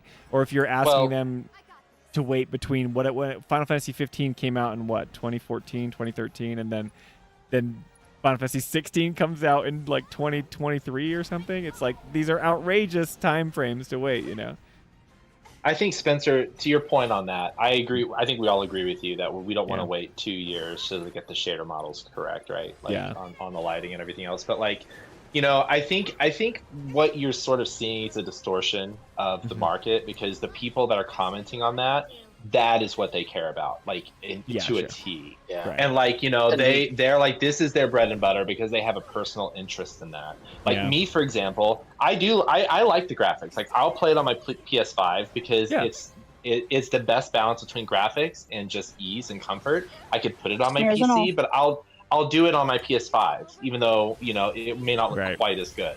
But like, I think that the people, that have this game, or if they buy it on PC and these mods do come out, I'm also one of those people who's like, yeah, I mean, if I'm going back through and playing it, I'll check out the mods. I'll see what's there. I'll see if there's any cool additions totally to the lighting. I Yeah, did that that's- with the OG. Like when I played the OG, I did like the Yeah. Shinra archaeology, and it was excellent. It was great. The models looked fantastic. Like, even Yeah. modern day, it still looks great. But it didn't detract my appreciation of the original, the original game Yes, and all of yes, its yes. blocky, pixelated graphics. It's just something nice to have, a quality of life thing. But I think 90% of the people sit there. And I don't think a lot of people are going to sit there and be like, I wish they would have gotten the graphics right, or I can't play on the Switch because the graphics look straight trash. There are probably some people that feel that way. Sure. I'm not one of them. Although I will say, I just finished Remake, Yeah, on and Switch, right? Tifa's eyes on the highway scene when you're leaving at the end of it were like black, like all black. And I didn't know if they just shadow dropped that she was Genova for real, or like what was going on. But I was like, that's like creepy. But it did take you out of it. It did take me out. Yeah. So to be fair, you do Yeah. make concessions on the graphics on that front. For sure, And for sure. It's got to be something that, do you care enough? Did Right. it detract from my enjoyment Right. of the game? No. Yes. Did I notice it? Yes. And I think Right. most people sit there. Well, I'm just thinking about console generations and the diminishing returns. Like, does anybody want a PlayStation 5? Not really. Like, people can't afford it. The AI, Well, crash yes, of the, digital media is taking over, right? Now that's the only way Right. to get physical media. Right, but right, but like what I'm saying is there's all this stuff. People, what do you want out of your next console, right? I feel like we're not even satiated with Final Fantasy or PlayStation 5 generation, and then they're like gonna start pushing PlayStation 6 on us. It's like, we don't need that. Like, what we want more games for the series that we love. We don't want like to chase higher fidelity graphics with newer hardware that's going to cost us over $1,000. It's this whole, we're in a weird space in the gaming industry right now, and it's fascinating to kind of see how it all plays out. And I think developers have a choice to either like kind of ride that, chase that high of getting the new hardware and getting the new like fancy thing, but then you eliminate, a wide swath of your audience, or you try to, make a regular cadence of releases and then putting out on everything. And that's what gives me hope with Square Enix right now, is because they're like, we're putting it on Switch, we're putting it on PlayStation, we're putting it on Xbox, it's going to be on Steam and Epic Game Store. They're fully committing into this like multi-platform release schedule, which I think will help them. It's just going to be interesting to see if they, can produce the content that people resonate with frequently enough. Yeah. So anyway, I know we want to talk about the plate. I'm so sorry that we got distracted, but What Yeah, we plate? probably should go to the. yeah, we should get to, because that's the meat and potatoes, right, of all the stuff. But Okay, we're just gonna be here till 3 in the morning again. Not a big deal. anyway, yeah, you guys Just obviously another Wednesday. just another. East Coast people are in shambles right now. That's true. I mean, okay. So the plate I have. Let me see. I think I have the plate pulled up here. So this Hang is. on, rate this guy's haircut. Oh, which one? Oh, Did I? Okay, we you go pulled back. away. It was a perfect shot. Hey. No, we're good. Why This guy? why is OG on the screen? No, Or no, this no, guy? no. Never mind. This guy right here. It was in your last video. Okay. This guy. That guy. So I That have the OG pulled up here, and I've never seen this. So this is kind of like the train graveyard. This is maybe like, I don't know if this is the original God. PlayStation, or if this is like the PC. Did the unrendered frames on the right always look like that? Like, It's like the Yeah. See what Scooby. I'm It's the talking about? Scooby Doo door that Where you out- can the tell, one that's you can tell the opening. one that opens. Yeah, Yep, the animated ones. Yeah. Yeah, you and then can. It then is. the painted backgrounds. That's hilarious because these are the Yep. ones that move. Yep. Is that what you're saying? Yep. Yeah. Yeah. If this is the OG, it's not on a CRT that this was recorded. That's Yeah, for yeah. sure. This is definitely, No. yeah. That's what it. oh You're yeah, not 'cause getting you that. probably couldn't Digital. tell. Yeah. Right. So you're gonna tell. Anyway, so I've never seen this, but this is kind of like after you get the train graveyard, and then you're heading up to the plate. So you guys can like you have it muted probably, but let me turn it down. Then I don't need to like hear it. We'll text boxes. So no whispers. I heard a rumor that the plate was going to fall. Crushing And he's this still station. standing there, like. I've worked it so many years. Hey, he's got a job to do, guys. Yeah, but I Let's- can't bear to leave. He wanted to stay. Oh Wow. no! Is that a Shinra guy? Man, This I might messed be with- more sad Yeah. than the Earth flashbacks. Where's OG Barrel guy, Spencer? Find OG Barrel Oh, guy. we gotta find OG Barrel guy. Okay, so Tifa's like, that we meant made her it. shoe is crowded. Yeah, she's excited. So we've already fought Whispers. We'll go back to the other one and talk about it here. But I wanted to see this. This is me spoiling. I've never seen this. Gunfire. They're going to go up the plate. Oh, guys, check it out. That's cool. Okay, you've got like Avalanche fighting on the steps, or I'm assuming that's This Avalanche. is also not the OG PS1, by the way, because Aerith's name is Aerith instead of Eris. Oh, yes. I don't know. This is just some commentary. Unless someone changed it, yeah. You're right. Unless somebody retyped it in. Type it in. Look at how awesome I did that do is. that. I did do that with my OG of my playthrough. I just like changed Eris to Aerith. Sorry, Javi. No, you're good. I like that they're No, just no. hanging out here, man. You know. Yeah, you can clearly see Barrett from like 300 feet. Okay, is that Wedge? Yeah, so the plate is much lower in the Okay, OG. Wedge it's falls. Like 250 is that wait? Is feet that or where? something. Is that where he dies? Well, not right Yep. there. He dies when he hits the ground. Yeah. Wait, Wedge, you all right? Let's roll the tape back. That's funny. Okay, so this plate is like here's Wedge. Here we He'll be go. fine. He's just got deceleration sickness. Yeah. Ooh, poor Wedge. He bounced back. Don't He worry. bounces You just back. can't see. You can't see the Whispers throwing him though. That's Yeah, I know. you can't see him, guys. Johnny's dad's there. Is that Johnny's dad? You got some Yeah, that's NPCs. Yeah. I like You how it just remembered acts my like he name? tripped. Wait, Oh, are you all right? did he just say you remembered my name? Yeah. Okay, so they this don't is talk OG. to each They've other. only spoken like 4 times. Yeah. Wow. Yeah. That's Here, the I'll other thing. The help- OG help. is kind of corny. Like That's people okay, have that's okay. rose-tinted I'm- glasses. Oh, I'm gonna very laugh at it, but corny. I'm not laughing at it for the time. It's just so funny for me. I'm gonna go back and play this after Revelation because I want to keep my. I want to see what it would be like. My GraphTube, I don't know if you've heard me say this, but I know the other guys have heard me say this a lot. But I'm not playing the OG purposefully because I want to know what it's like for a newcomer to experience the trilogy without. You're having just played spoiling the OG. yourself for now. Yeah, I'm Square spoiling. Enix wants you to do that too. So well done. Okay, yeah. So I'm doing that, but because the other 2 co-hosts of the channel have played the OG. Sorry, I wasn't any help. He is kind of like apologetic. One of the other. The other one doesn't. Sure. Okay, look after Wedge. Wait. He's not dead? Look after him. Maybe he's... I have a bar called 7 Okay, so this is where Tifa's like, you need to go get Check that Marlene. dialogue. Yes. Interesting. Check the dialogue. Okay, don't worry. I'll put her somewhere safe.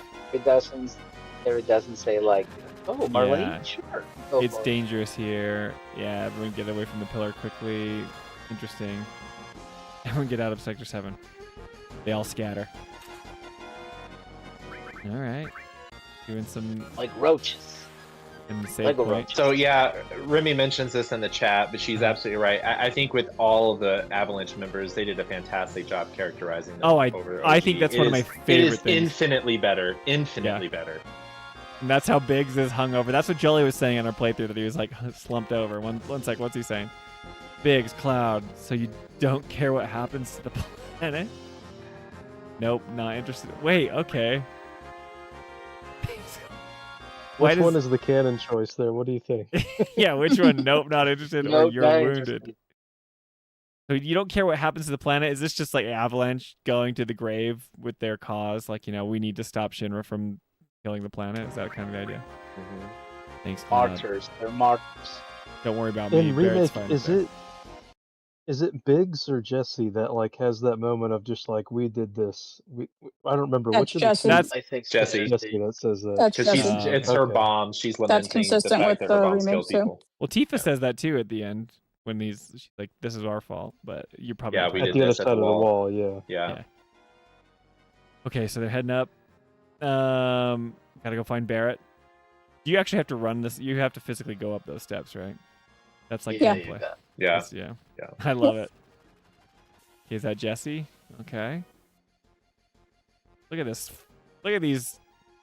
Oh, that guy. Graphics. The propeller. Everyone's favorite enemy in remake. And Oh, here's the he's random so encounters, much Javier. easier in this game. Yeah.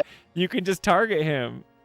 That's Oh hilarious. look, they're using bolts. Yeah. That's what Oh, I did. Yeah. Yeah. Bolt was the only way I could hit those guys. Yeah. That's so funny. Okay, so we got to make it Jesse. Yeah, and then like her whole story is interesting. Let's see. I'm glad I could talk one last time.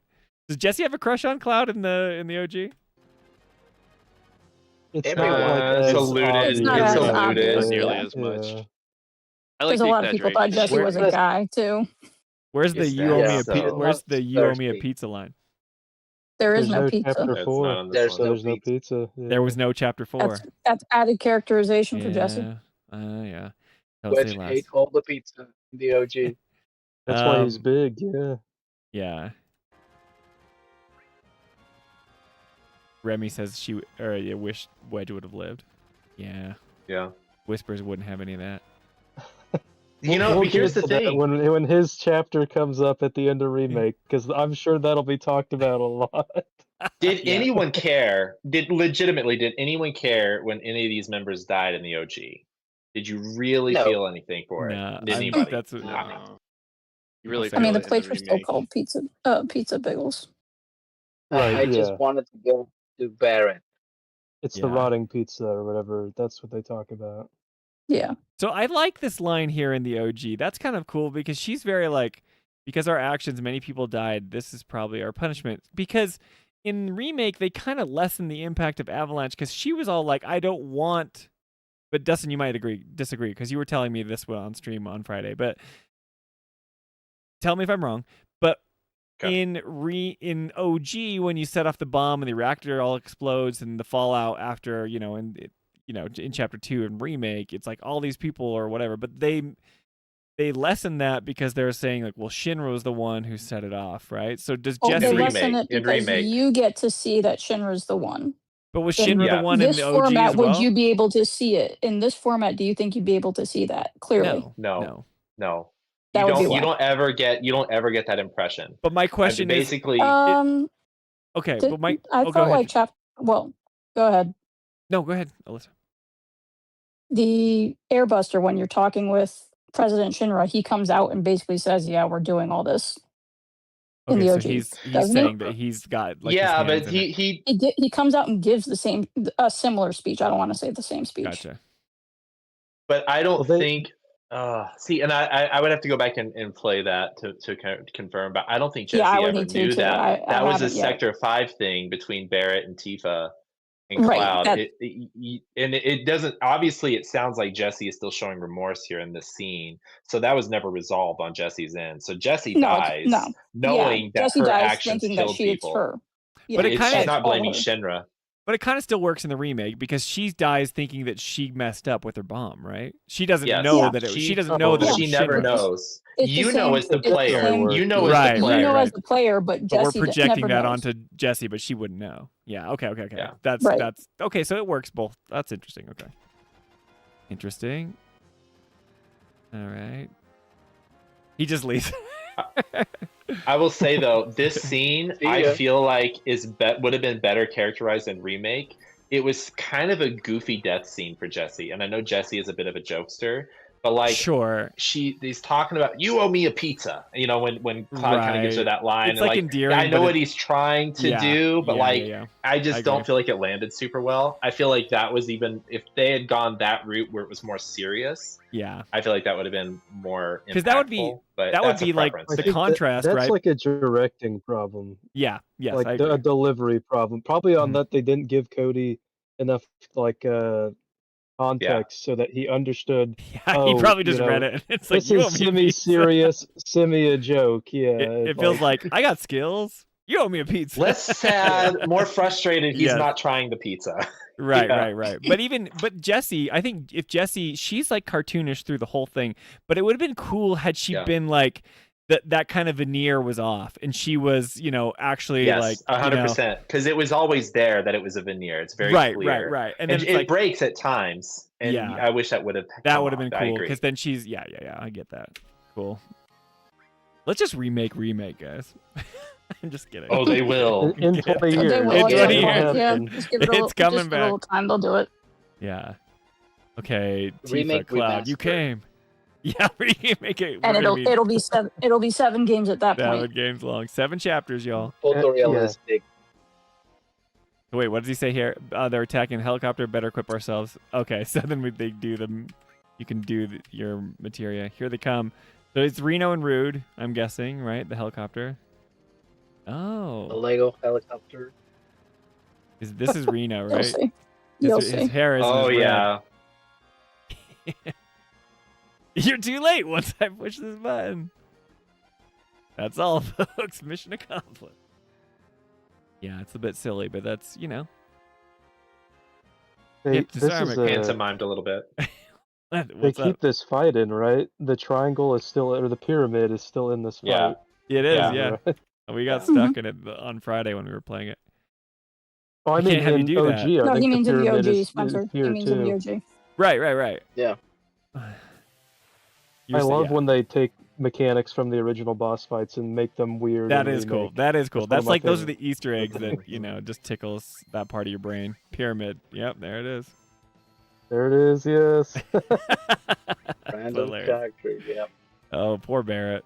You know, man, the turn. I can't even imagine this game as a turn-based game. It's so weird to see. But get that pyramid off. Classic. Barrett. So okay, so they do their spell. So I'm gonna skip ahead first because I want to see the look at Reno's character model. Oh yeah, or got rid of there. He's got that Neanderthal brow going on. So no, He did, yeah, big he did. time. Yeah, he did. He doesn't. So Rude isn't in this, or is he in the helicopter somewhere? I don't know how Do to you stop fight Rude in OG here? I don't think you do. Well, you don't. You don't. fight the. I remember Yeah, you don't. Not here. Yeah. Not here. Oh, okay. So this is. Infamous with scene there. for you, Spencer. This Oh, is the, yeah. I know what happened. See the difference Jolie here. told me. Jolie tells Oh. me. Yeah, the slap. Oh, She spoiled it for you. I'll blow the second. Shut up, woman. Stupid. Yeah, please stop it. Bung is Let's like. hear your Tifa voice. I want to hear your Tifa voice. Only a Spencer. Shinra executive can set our disarm emergency plate release system. Oh, Barrett's ticked. Shut your hole. He just shoots them? I would try that. You Why might. son? You I might mean, that injure us. tracks for Barrett. Barrett doesn't know who Aerith Is is, he though, right? shooting or shaking? He was Not shooting. at this point, no. No, he doesn't. Yeah. Oh, you know each other? How nice you could see each other one last time. You should thank me. What are you going to do with Aerith? Okay, so this is the whole, like, we didn't see any Marlene stuff. It was just Tifa saying those things, you know. Like, go... It might be a new plot line. Yeah. That could be why. Does she say something like she got Marlene safe, though, here? She probably does, right? Just watch. Yeah, it's taken a long time, but I can finally report this to President. I know, I'm not even, like, listening with music on. Sorry, guys. This is super exciting. Dude, they make songs sound so evil here. Yeah. Yeah, I know. Yeah. Well, remember they redid his So lap. this is where they know. You were asking about that, and then ooh. Yeah. Take this, woman. Hurry, get out. Yeah. Think you can escape this time? He's just mocking them. Think you can do it? Where's Kate Sith, Toolman? Oh dang. He's coming. He's coming. I swear. He's here in the OG. I swear. He's up there somewhere. Okay. We'll talk interesting. about this when it comes up in remake, but Yeah. the Turks being redemption characters, kind of. Yeah. I think it's really curious. I'm gonna talk about that when we not this yeah. chapter because Yeah. that scene's later, but I'm a Well, it's Turk more of a redemption carryover from hater, Crisis I'll say Core, that. isn't it? Remy says, was Kate Sith It's always over the Scottish? whole company. I don't know if he was always Scottish. Isn't Yeah. like she Yeah. like actually Scottish? Yeah, he's Yeah, it was intended always to be Scottish Scottish. based. He's intended to be. Scottish. That's why people Yeah. they debated the name for years. I don't Yeah. remember what Yeah. people used to say it as, like Cat She or something like that. Yeah, because that's how you would pronounce it. That, but okay. I love the jump And animations. we didn't get confirmation I on always- that. I think until I always Rebirth. felt like even. that was such an awkward place for Cloud to sit. Poor Barrett He just he just sits on his right in his arm. face. I've always thought that. He just It's like- sits on his arm. Oh wow, this is cool. It's showing the plate drop, Yeah, the CG animation. and people are just in their homes. But it's funny. Yeah. Yeah. I kind of like To me, it's this. funny. It's funny, but Denzel's like, parents are on there, Spencer. yeah, but like if you Look at were, that. And there's the 3 people. wow, Barrel Three guy. One of people those is get barrel guy. washed. I feel like you kind of lose a little bit of it. Notice the remake. also that the two security guards never opened the gate. Oh, really? This person, I don't think, went to talk to them, but you could go talk to the Shinra security guards. Their dialogue is actually the same in Remake, but they don't open the gate. They don't let anybody out. In Remake, they open the gate. Wedge talks them into letting people out. Yeah. Oh, geez, and they're just at the playground. Wow.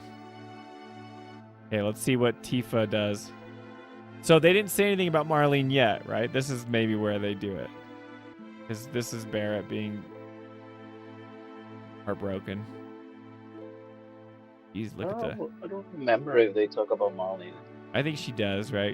I don't know. Yeah. Someone was telling me about it earlier because we talked about this a lot on Friday. Yes, he's like Marlene. Because they have to allude that Marlene is at Aerith's place, and that's how that comes Well, up. they with have the to next have a plot reason point. to go back to Aerith's place. Yeah. Gotcha. Yep.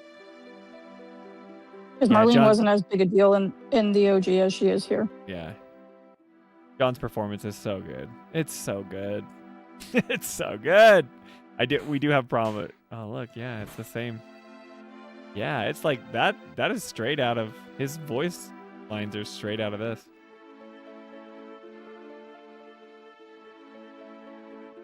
Hey, Barrett. Oh, so Cloud does speak to him first, but he's like trying to get his attention. Then Tifa chimes in. Because I don't like how they did it in Remake. Okay, they're like trying to... Barrett, stop. Please stop, Barrett. Yeah, he's just inconsolable.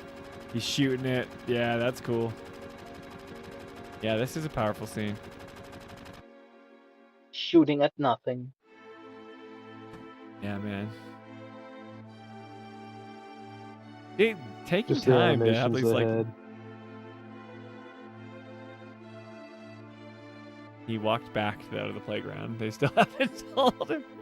Okay, so Tifa. But I mean, yeah, I know. he should know. He should know based off of what was said in the, that Aerith said in the helicopter. But see, Tifa is the one to say it. She says, I think Marlene is safe. Cloud says that, which I think is a bad call in Remake. It should have been Tifa. Right before they took Aerith, she said, don't worry, she's all right. She's probably talking about Marlene. Okay. Really? Yeah, see? This is good that Tifa is saying it to him, not Cloud. I mean, she does come back and say it, but yeah. Okay. Bagels. Yeah. I like that Cloud says it in Remake because Cloud is the one who has the tie to like Elmira's. And he's like, oh, I know where she's at. Well, Tifa thinks Aerith got her somewhere safe, but she has no idea where. No, but all he says, we'll have to go to Remake because he's just like, Marlene's, he's inconsolable and he's freaking out. And Tifa the first thing Tifa brings up is, it's not that Cloud says it because he knows where Elmira is or whatever.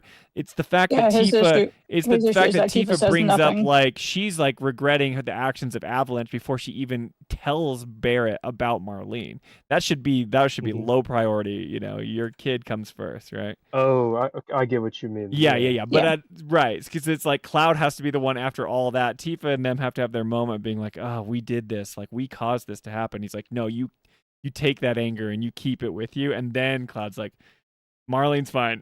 You know what I mean? Don't. Should have been reversed, but in the OG, Tifa does say it. Okay, cool. Anyway, I've never seen that before. Man, that game. I want to play that game. Whatever. I've done this. Do myself. Do it, I know, Spencer. Up to Rebirth's ending. You should do it. I've heard it's overrated, Spencer. I've heard it's overrated. That's right. Yeah, play Final Fantasy VIII instead.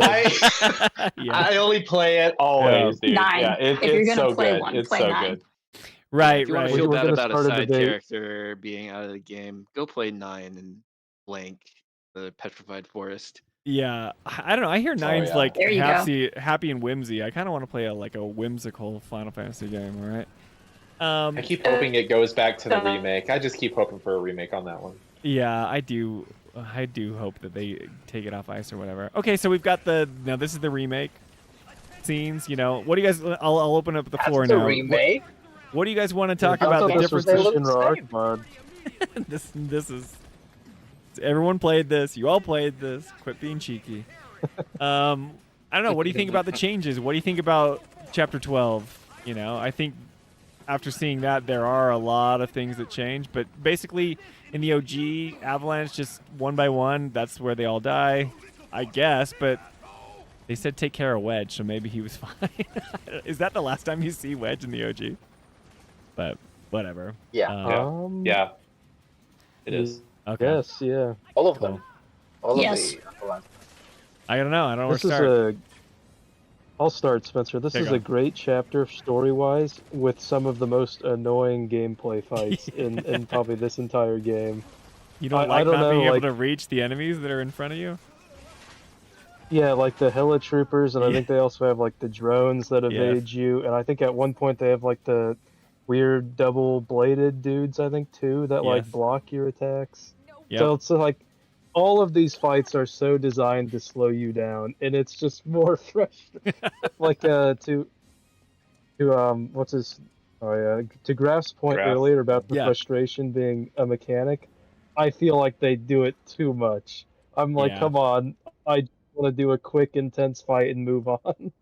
Yeah, it is frustrating, and this is like, and they not only is it frustrating because they give you Tifa and Cloud, two melee fighters that don't have any ranged abilities other than like magic. But in order to build up your ATB to use magic, you have to strike them, right? So when they're out of range, you're just kind of like, you're just whacking the fence until they come close to you enough to hit them. It's weird game design, but yeah, as far as the story, good story. I honestly just held down counter. That's fair. You just I guess you Yeah. could block, right? If you Punisher block their stuff, mode then and it then block, yeah. because then the block does build up your ATB. It just Yeah. feels, I feels want like you to pause it on here, Spencer. Yeah. Just because this is something that we can talk about Some really awesome quickly YouTube in compression terms here. of remaking. Yeah. Don't these Really if the quickly, whispers are sorry. here, and we think about the story at this point, Yeah. don't the whispers being here imply that if the whispers weren't here, the party would save Avalanche and probably stop the plate from falling? Yes. Because Yeah. this is if you're looking at this game through the lens of like, okay, changing, not changing, Yes. the existence of the whispers here is like, okay, this is where you We need to slow probably them get to the down to point where keep you're them like, from these going and saving anybody. Yeah, and this is where the game basically is shoving in your face, like, hey, these are bad guys, right? Like, this is something a bad guy would do. Right. Yeah. So I think, like, yeah, well, also, this is where, like, all of the posturing of the whispers really starts, I feel like. yeah, and like, as if we weren't delayed enough in the other two chapters, they had to insert themselves. I'm kidding, but yeah, I mean, as far as the explanation that I have, at least for the remake Whispers, right? Them being arbiters of fate, it's like, but I don't see them as bad guys, but I do. I mean, I see them as bad guys for them wanting to change destiny, and that's what the whole ending of Remake is about. It's as far as I know, right? So they're bad guys there, but for this moment here, it's like, yeah, you are frustrated and you just want to go save, and then there's another barrier in your way. But this is like, okay, they want you to know that they're obviously preventing you from stopping the thing that you want to prevent. Well, and as a player, you're the one placing whether they're bad or good on them. I mean, like, again, you see Yeah. them save Aerith in the church. You Yep. know, like they're not bad, they're not good. They're just trying to keep the same timeline. So like you as a player antagonists. I'm just trying to are do like my they're job. the damn it. antagonist because you're sort of identifying with the group and the party. But Yeah. in this Yeah. in this case, they're literally just trying to keep things the way that they are. Yeah, Remy says Yeah, they're bad to me. Yeah. And the Much game better word, makes you feel Dustin, that they're antagonist, supposed to yeah. feel that way. Yeah. Yeah. I mean, you're fighting them, Not right? bad guy, antagonists. That's what they are in this game. Mhm. Yeah. Yeah. Yeah, but Antagonists. for sure. I mean, it is Blocking the hero's journey. They killed my who's the boy though? Who's your boy? Wedge. They killed Wedge. Oh, okay. Your Oh, boy. he says that above. Yeah. Yeah, they killed my boy Wedge for sure, Remy. Sorry. They're about the that. only he's the only person that they actually went back for a second time, which is brutal. That is funny Yep. because you have the juxtaposition of Barrett dying and being brought back to life, and then Wedge, he has to die. You know. We've got to go. And that happens at According the to the end. whispers. And that happens in Remake, right? We don't need to make this a whole thing about the Whispers and Rebirth or whatever, but they obviously do different things because, whatever. There's the Planet Whispers and Sephiroth Whispers. Everybody gets a Whisper. You get whispers. I don't know. I think this is fascinating, and this is just another example of the meta narrative just being so in your face, right? Like with the whispers. I do think that this is interesting because you have to address them. You know, Biggles or Toolman always talks about this, right? Where it's like the elephant in the room address me, but instead of it's the giant like harbinger or whatever whisper people. If you feel like they're just doing the same thing as the original but a little bit spicy, these scenes don't make any sense, right? Right. Yeah, they don't. Yeah, I mean, like, why draw so much attention to us if it's just like, you know, we're defying destiny. Look at her. Aerith knows. Dude, she knows. I mean, know. the game is telling us that these things have already happened. Well, can I ask you a question then? That is the OG. Let me ask you a question about this. So Aerith knows, and she has that, like, the mocap is so good here, right? She's looking, and she's just sees the whispers going up. She sees the future or whatever, and you can just see her just devastated because she knows what's about to happen, right? Mm-hmm. And she's just kind of, you know, but then she's like, yeah, let's go. Why does she, is it one of those things where she has to go because if she knows the future, she still has to participate in it, or else it's not the future, or whatever, you know, those weird things.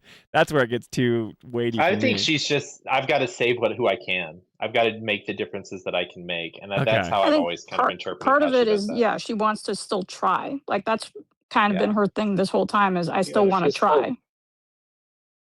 Part of it is also that yes, if she doesn't go, the whispers will then go and attack her again anyway and force her there, like they did with that's true.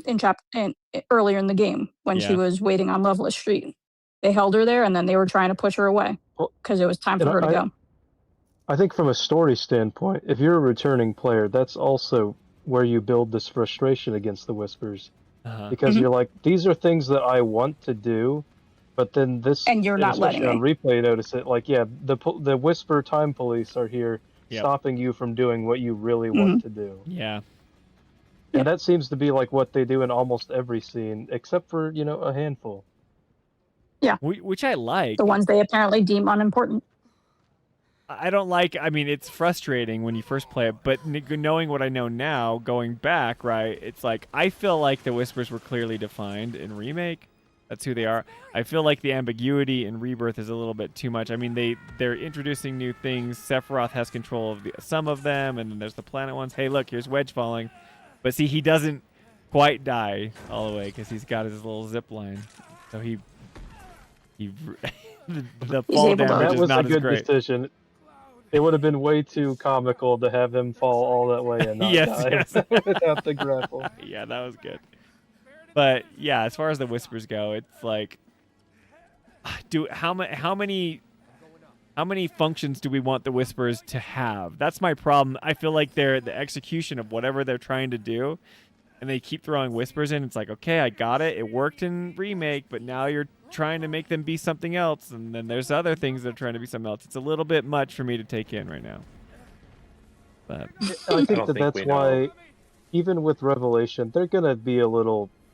Yeah, a little weird. Like they'll have a natural progress to the whispers. Like I don't think the whispers are going to be nearly as extreme as people think when they explain them. Finally, it's going to be like, oh, okay, all right, gotcha. It's not going to be like a my jaw's on the floor type moment, in my opinion. Yeah, I think it's going to be like a 1 or 2 sentence quick explanation and move on to whatever's next. As long as they explain it, but I don't and know, if you're not paying attention to it, then you miss it. Yeah. But like as far as the changes in 12, right? I mean, there's a lot of changes compared to the OG. So, I mean, are they trying to tell us something? I mean, obviously the Wedge stuff, like you see, I watched the original and he just falls. It's not super clear, but that's like where he dies. So this one shows that Wedge is actually alive and he stands up and he has voice lines. He's one of the ones that has to show courage and get the people out of Sector 7, you know? And then you've got the Biggs and Jesse stuff. But it's unfortunate that he can't make it out of Midgar with the rest of them. Yeah. And they do tease you that he dies again in Remake. You don't find he survives until I think 2 or 3 chapters after this, right? Yeah, I do like that. That's Yeah. kind of like what you guys were talking about with Barrett. Like, you wish you would have been dead for a little bit longer just to kind of play with your expectations. Linger. Yeah, yeah. I don't know. I don't know. I think it's fascinating. I'm just remembering of our playthrough there. We're not here yet, but like, so Cloud's working his way up the play. Let me skip ahead of here. But then we get to the Biggs. They give us those moments where we see Biggs and he's fighting. But then you have, where Cloud sees him. I have issues with Biggs. I just feel like this chapter is making me think of the stuff with Rebirth and okay, why make What's going on with Biggs? Yeah, like it's like, why is Biggs the one that survives? Every time I try to feel like, why is he important? It's like, I don't know. So in Traces, it's brought up, and it's brought up here a little bit too, that he does have a connection to Aerith. Okay. Yeah. Back in Sector 5, the orphanage. Yeah. He was at the orphanage. What he's going to bring up right now. Yeah. So if so you he grew notice up in there. Rebirth, a lot of the people that are in the Sector 5 area that Zach's in are people that Aerith is familiar with because they are from Sector 5. Oh, okay. All right. That's a good. That's So a good right enough explanation. now the theory, well, it's not explained in game though yet. The theory is that because of that connection, that's why he is one of the ones that got to live. Yeah. Interesting. He's probably the one that painted the mural that explains everything. I'm just kidding. Yep. Sure. He painted the blue baby. And Yeah, it was he Biggs? was there. The mural outside of Leaf Well, I mean, House. he was the one painting all the stamps, that was right? Biggs' So- handiwork. Yeah, I don't know. I like it. I like the scene. I think it's good. Yeah, I don't know. I think Cody Christian, he has to play this like, Cloud doesn't show a lot of emotion, but you can tell it's affecting him. I think that's really working for me in these death scenes, and they do such it is such a good job of, they do such a good job of characterizing the Avalanche crew and letting you, get to know them, care about them. This whole game through Remake, I do feel their loss, and it's so funny where Dustin was saying earlier, you don't feel that way, right? In the OG, you never felt that way. Oh, not towards any of these characters, no. Yeah. No. Yeah. You feel bad for It's Barrett in the interesting. OG, less so Yeah. for the characters themselves. Right. But it's like Yeah. that's something I think the remake succeeds at, right? Where they flesh out 100%. these minor characters and then make you care about it, and it makes the world feel more lived in. It, you're limited at the time, so you have your main characters, and so you see the pain and devastation through Barrett's eyes. But this way, you have multiple different personalities and in the Avalanche crew, and you can kind of see them each represented here, which I really like. What I like, though, in kind of going back to this, is the reason why the Avalanche members are characterized so well, in my opinion, is because of Chapter 4, which is the brand new chapter that they put into the story. And it is so good for all of them. And that is what makes you really care about them. Because if that wasn't there, I mean, they do a good job characterizing them, but again, they would have fallen, I think, into the same bucket of, oh yeah, there were those one guys I went on that mission with that one time. It sucks they died. But you wouldn't have had any real connection to them. And Chapter 4 does such a good job with that. Yeah, it's just, I wish we would have seen more. And that's my hope for Revelations. We see a lot more stuff like that. That's true, because do we see any? So Chapter 9 in Gongaga with Tifa is like a totally new section, right? Chapter 4 in Remake is a totally new in ways, section. yes. In ways. Okay. So is that like live stream sequence stuff? I don't know. So people. Yeah, don't, it links. It's like, all of that's new. That's all new. Okay, but it's like, Gongaga it's like in hinting. the OG is like 45 seconds. It's tiny. Right. Okay. So anyway, It's also more depressing. Yeah. Yeah. Anyway, I don't know. So okay, cool. I think as far as the execution here, I think I agree with Toolman. Look at this guy struggling. We're watching the combat of someone they want to get up this plate, and we're fighting these helitrooper guys or whatever. It's frustrating for sure. Oh, and he just chose the worst. Using refocus. What was that all about, person? Anyway. Just use fire. Yeah, just use fire. He's showing off at this point. I mean, come on. You needed to get those 3 ATP bars. Is this supposed to be a hard mode playthrough or something? Like, I what the don't heck? know. I didn't want there to be any commentary over it, but yeah, I don't know. It's okay. Toolman, you were talking about the Turks being like kind of redeemable characters. Tell me what you feel about that. Oh, completely against it. I think it's one of the worst parts of Advent Children. I think it's one of the worst parts of Crisis Core. I hate when they take these, because the Turks, I'm going to go out on a limb here, the Turks are basically like the secret police for the evil mega corporation that we're fighting as the quote-unquote main villain. And then the rest of the game is like, they're like comic relief characters, so like, hey, Rune, who do you like? And it's like, oh, I know that Song likes this girl. And like, I'm like, you just killed 50,000 people. Like, why are we doing this? Right. It is, okay. So, but does that play? Sorry, does that play into the kind of silliness of the game, or is that not there in the original? It is there. It's there. They're in the silly in the original. He's silly. quoting it. He's giving you something from the original. So they are silly there. So this is. But it's also one of those things where it's like they couldn't make up their minds even in the middle of the game whether or not they were going to be like.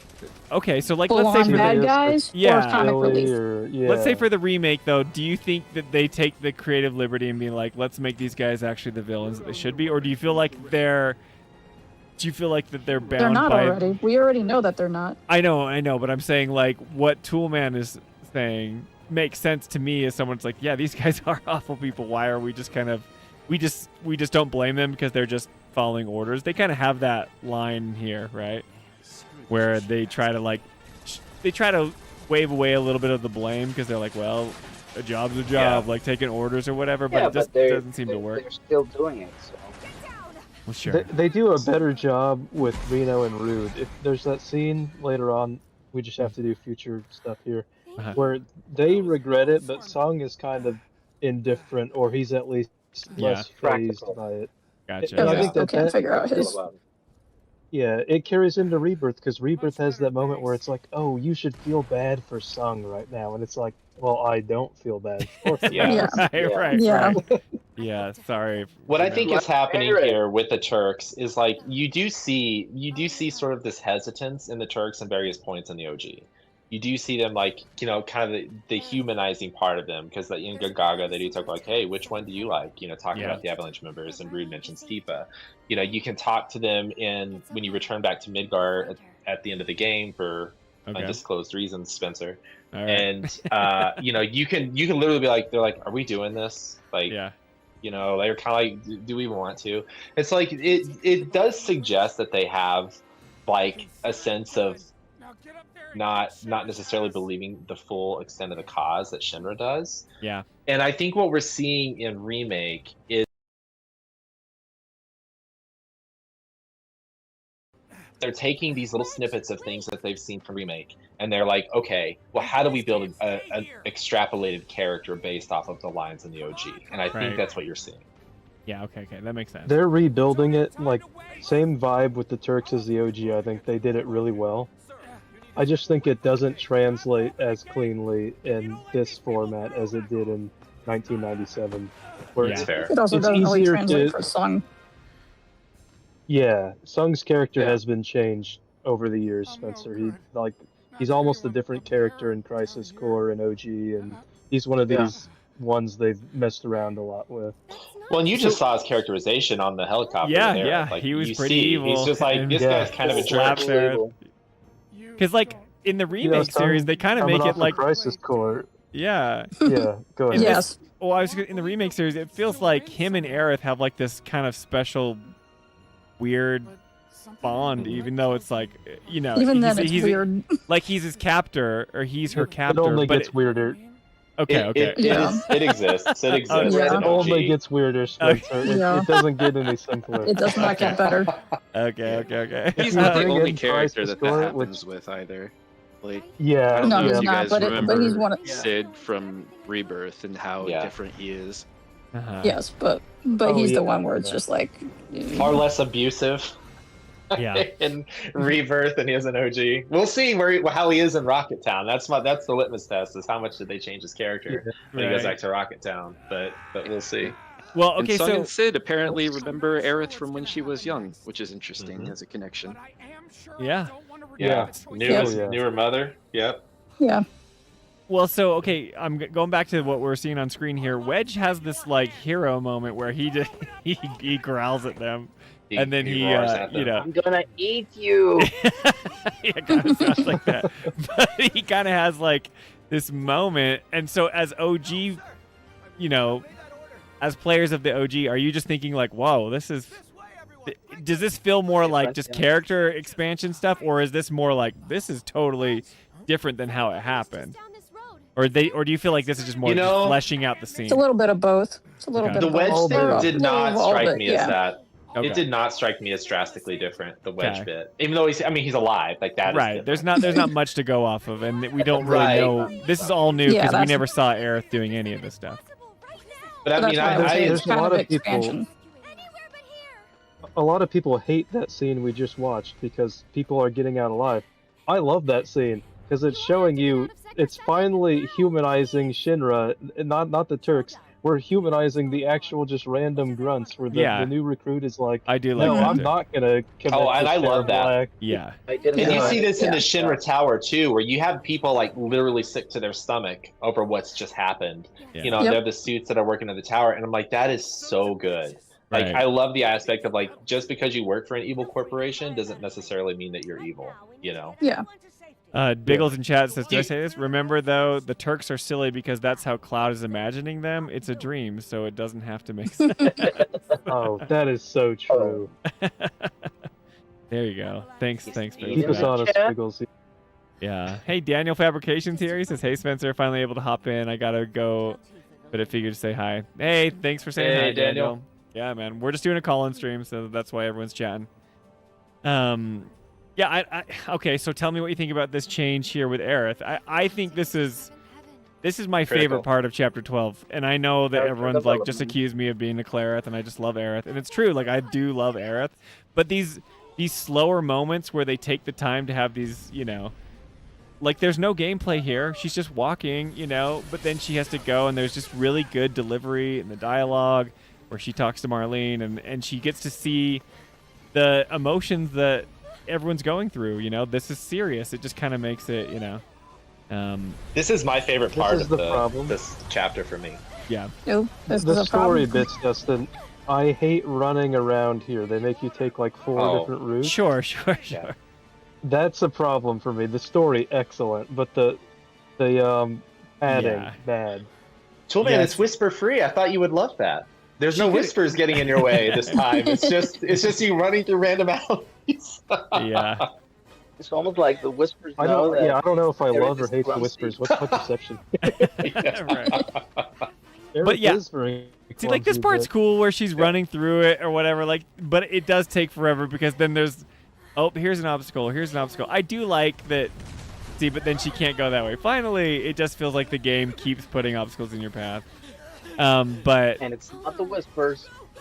Yeah, you got. I do think it adds to the chaos. Like it's trying to instill like the entire sector's in disarray, and you see that with everybody just panicking, hitting, or running around. It is obnoxious to like run through. But it would totally happen in real life. This is a parent. This is gonna sound dumb, but as a parent, I know Jolie talked about this on stream though. Like, everyone's freaking out, but then Aerith is like kind of nervous, and she's like, finally. But then as soon as she sees Betty, she goes into this matriarchal, like motherly, hey, I'm calm. She puts on her calm face. She shows the kid. This is like maybe I'm just a sucker for it because I'm a parent with young kids. But it's like very cool character building of like, okay, I'm gonna show you not to be afraid, and then we get to see other people kind of get out. But then she does have to go and make her way back. But shut up, Betty, says Pickle. Yeah. Yeah, Remy says nothing says panic and disarray like people spawning out of nowhere. Hey, PS4 was limited, all right? I'm just kidding. Now that we have the power of the PS5, we'll never have problems like that. There is no limit. Yeah. Oh, yeah, play has no limits. Very good. Good one, Alyssa. Betty's dad is a bit cheesy. He didn't need to see that. Anyway, I loved him in Silent Hill too, though. Is he the guy? Yeah, great. He might not be a great father. Let's just be aware of that. I know, that's kind of what it feels like, right? Yeah, look how many times she fell I over. wasn't aware he lost Betty. Yeah. I want to skip ahead to the Marlene stuff. You guys have heard our take on this, but what do you guys... I know that there's so much more that you guys probably think about this, but tell me about the Marlene Who would have thought that this would turn out to be like a top 3, top 5 most important scenes in the game? Is it? Reaper? I mean, like it is. If you're a Biggles believer, this is one of the most important scenes in the game. Well, and you notice the glitch. A lot of people are like, Cloud is the unreliable narrator, and you mentioned this. I'd even think on your thing, Spencer, your social media post. But like, here you see the glitch, and Cloud is nowhere nearby. I mean, he's completely, he's not even here. So it's not related just to his psyche. Like a lot of people are saying, it is something to do with the disturbance of reality in some form of fashion. Right. And it's not just inherent to him; it's inherent to Aerith as well. So, but like, what makes Okay, can I? You don't have to answer this question, maybe if it's a spoiler, but Aerith is a Cetra, right? But she also has this power. She does this to Nanaki in the future, right? Where she reaches out and gives knowledge of the whispers to him, and in the future, right? We see a lot of that in Rebirth, where, if you go on the date with Red, he's like, well, I could see the future and all this stuff. But with Marlene, is she just some normal girl and she chooses to like give her this power or this foresight? This isn't in the OG. None of this is in the OG. So this is all just remake stuff, and they're just picking Marlene to be like this special character because they're making her way more than she was. She has a connection with Aerith in the OG, but it's very vague. Okay. Yes. Okay. There is precedent. It was all I was going to say, and I won't spoil any more for you on that. But like, there is precedent for Marlene knowing things he shouldn't know. He saw Advent Children. Well, I mean. Oh, yeah. Well, in the context of the OG, in the context of the OG. Yeah. I mean, I think this is fascinating, and I think it's great because Barrett is one of my favorite characters, and Marlene kind of, grounds him, and not only just him, but then she plays this important role, and it would make sense that she would be there interacting with the main character. So I think it's a good call, to flesh her out and to make it more, I don't know, just make it more interesting of a character. So anyway, yeah, I just think it's great. But yeah, that's that glitch, man. I'm glad that you clipped that, Biggles, because like Jolie's always like, you should clip our stream stuff, and I'm like, I don't know if people will care. And then you're like, oh yeah, this is it. But this is something I didn't pay attention to, that I didn't know because I didn't know it was just exclusively Cloud. But then, it's not. So and it doesn't happen right away with touch. It's not like it's something that just is. Yeah, this is like, because it didn't happen yet. It's like imposing will, sort of. Yeah, mentality. it's Aerith making a conscious decision to be like, okay, I'm giving you this foresight into like whatever it is. Yeah. But is that like, I don't know. It's just me being. They're holding for a while, and then it happens right here. Yeah, and I love it. It's an instant change. Her eyes are wide open. I assume it's so good. Oh, it's so good. Sorry, Javier. This scene, right? Go ahead. No, that I'm assuming we're not going to share our theories with this scene. Oh, if it's spoiling like beyond revelation, then. Theories. It's not we're already pushing time. I feel like it's almost 2:00 where I'm at, guys. Yeah, I don't know. I think this is. I mean, I'm gonna pay attention to every scene that Marlene's in. When we get to that scene in Rebirth, I'm gonna pay more attention to what she says now. Having replayed this, I don't know. Like, this is so intentional by the developers. It's so in your face. The more I replay, and I don't know if Rebirth is this way, right? Because I'm not picking up on all this stuff in Rebirth. When I go back and play a remake, I'm like, oh, I didn't catch this before. They are so in your face with this stuff. Right? And for me, I'm like, not getting that same sort of, we want you to pay attention to this in Rebirth, but maybe that's just because I didn't know what I was supposed to be looking for. So I'm excited to I kind don't of. think Rebirth has this type of storytelling. You I know. might see I don't some of think the Rebirth. There are little After bits of it. Effects. You see some of the After Effects starting. We don't know how deep that goes with Marlene yet, but Yeah. I think Yeah. you do see some of the direct correlation of this scene Yeah. in Rebirth as Marlene is talking to Zach. Yeah. Yeah. Gotcha.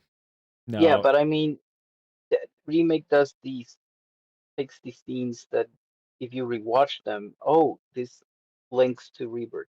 I don't think Rebirth has those scenes that are going to link to Revelation. Is what I was trying to say. Gotcha.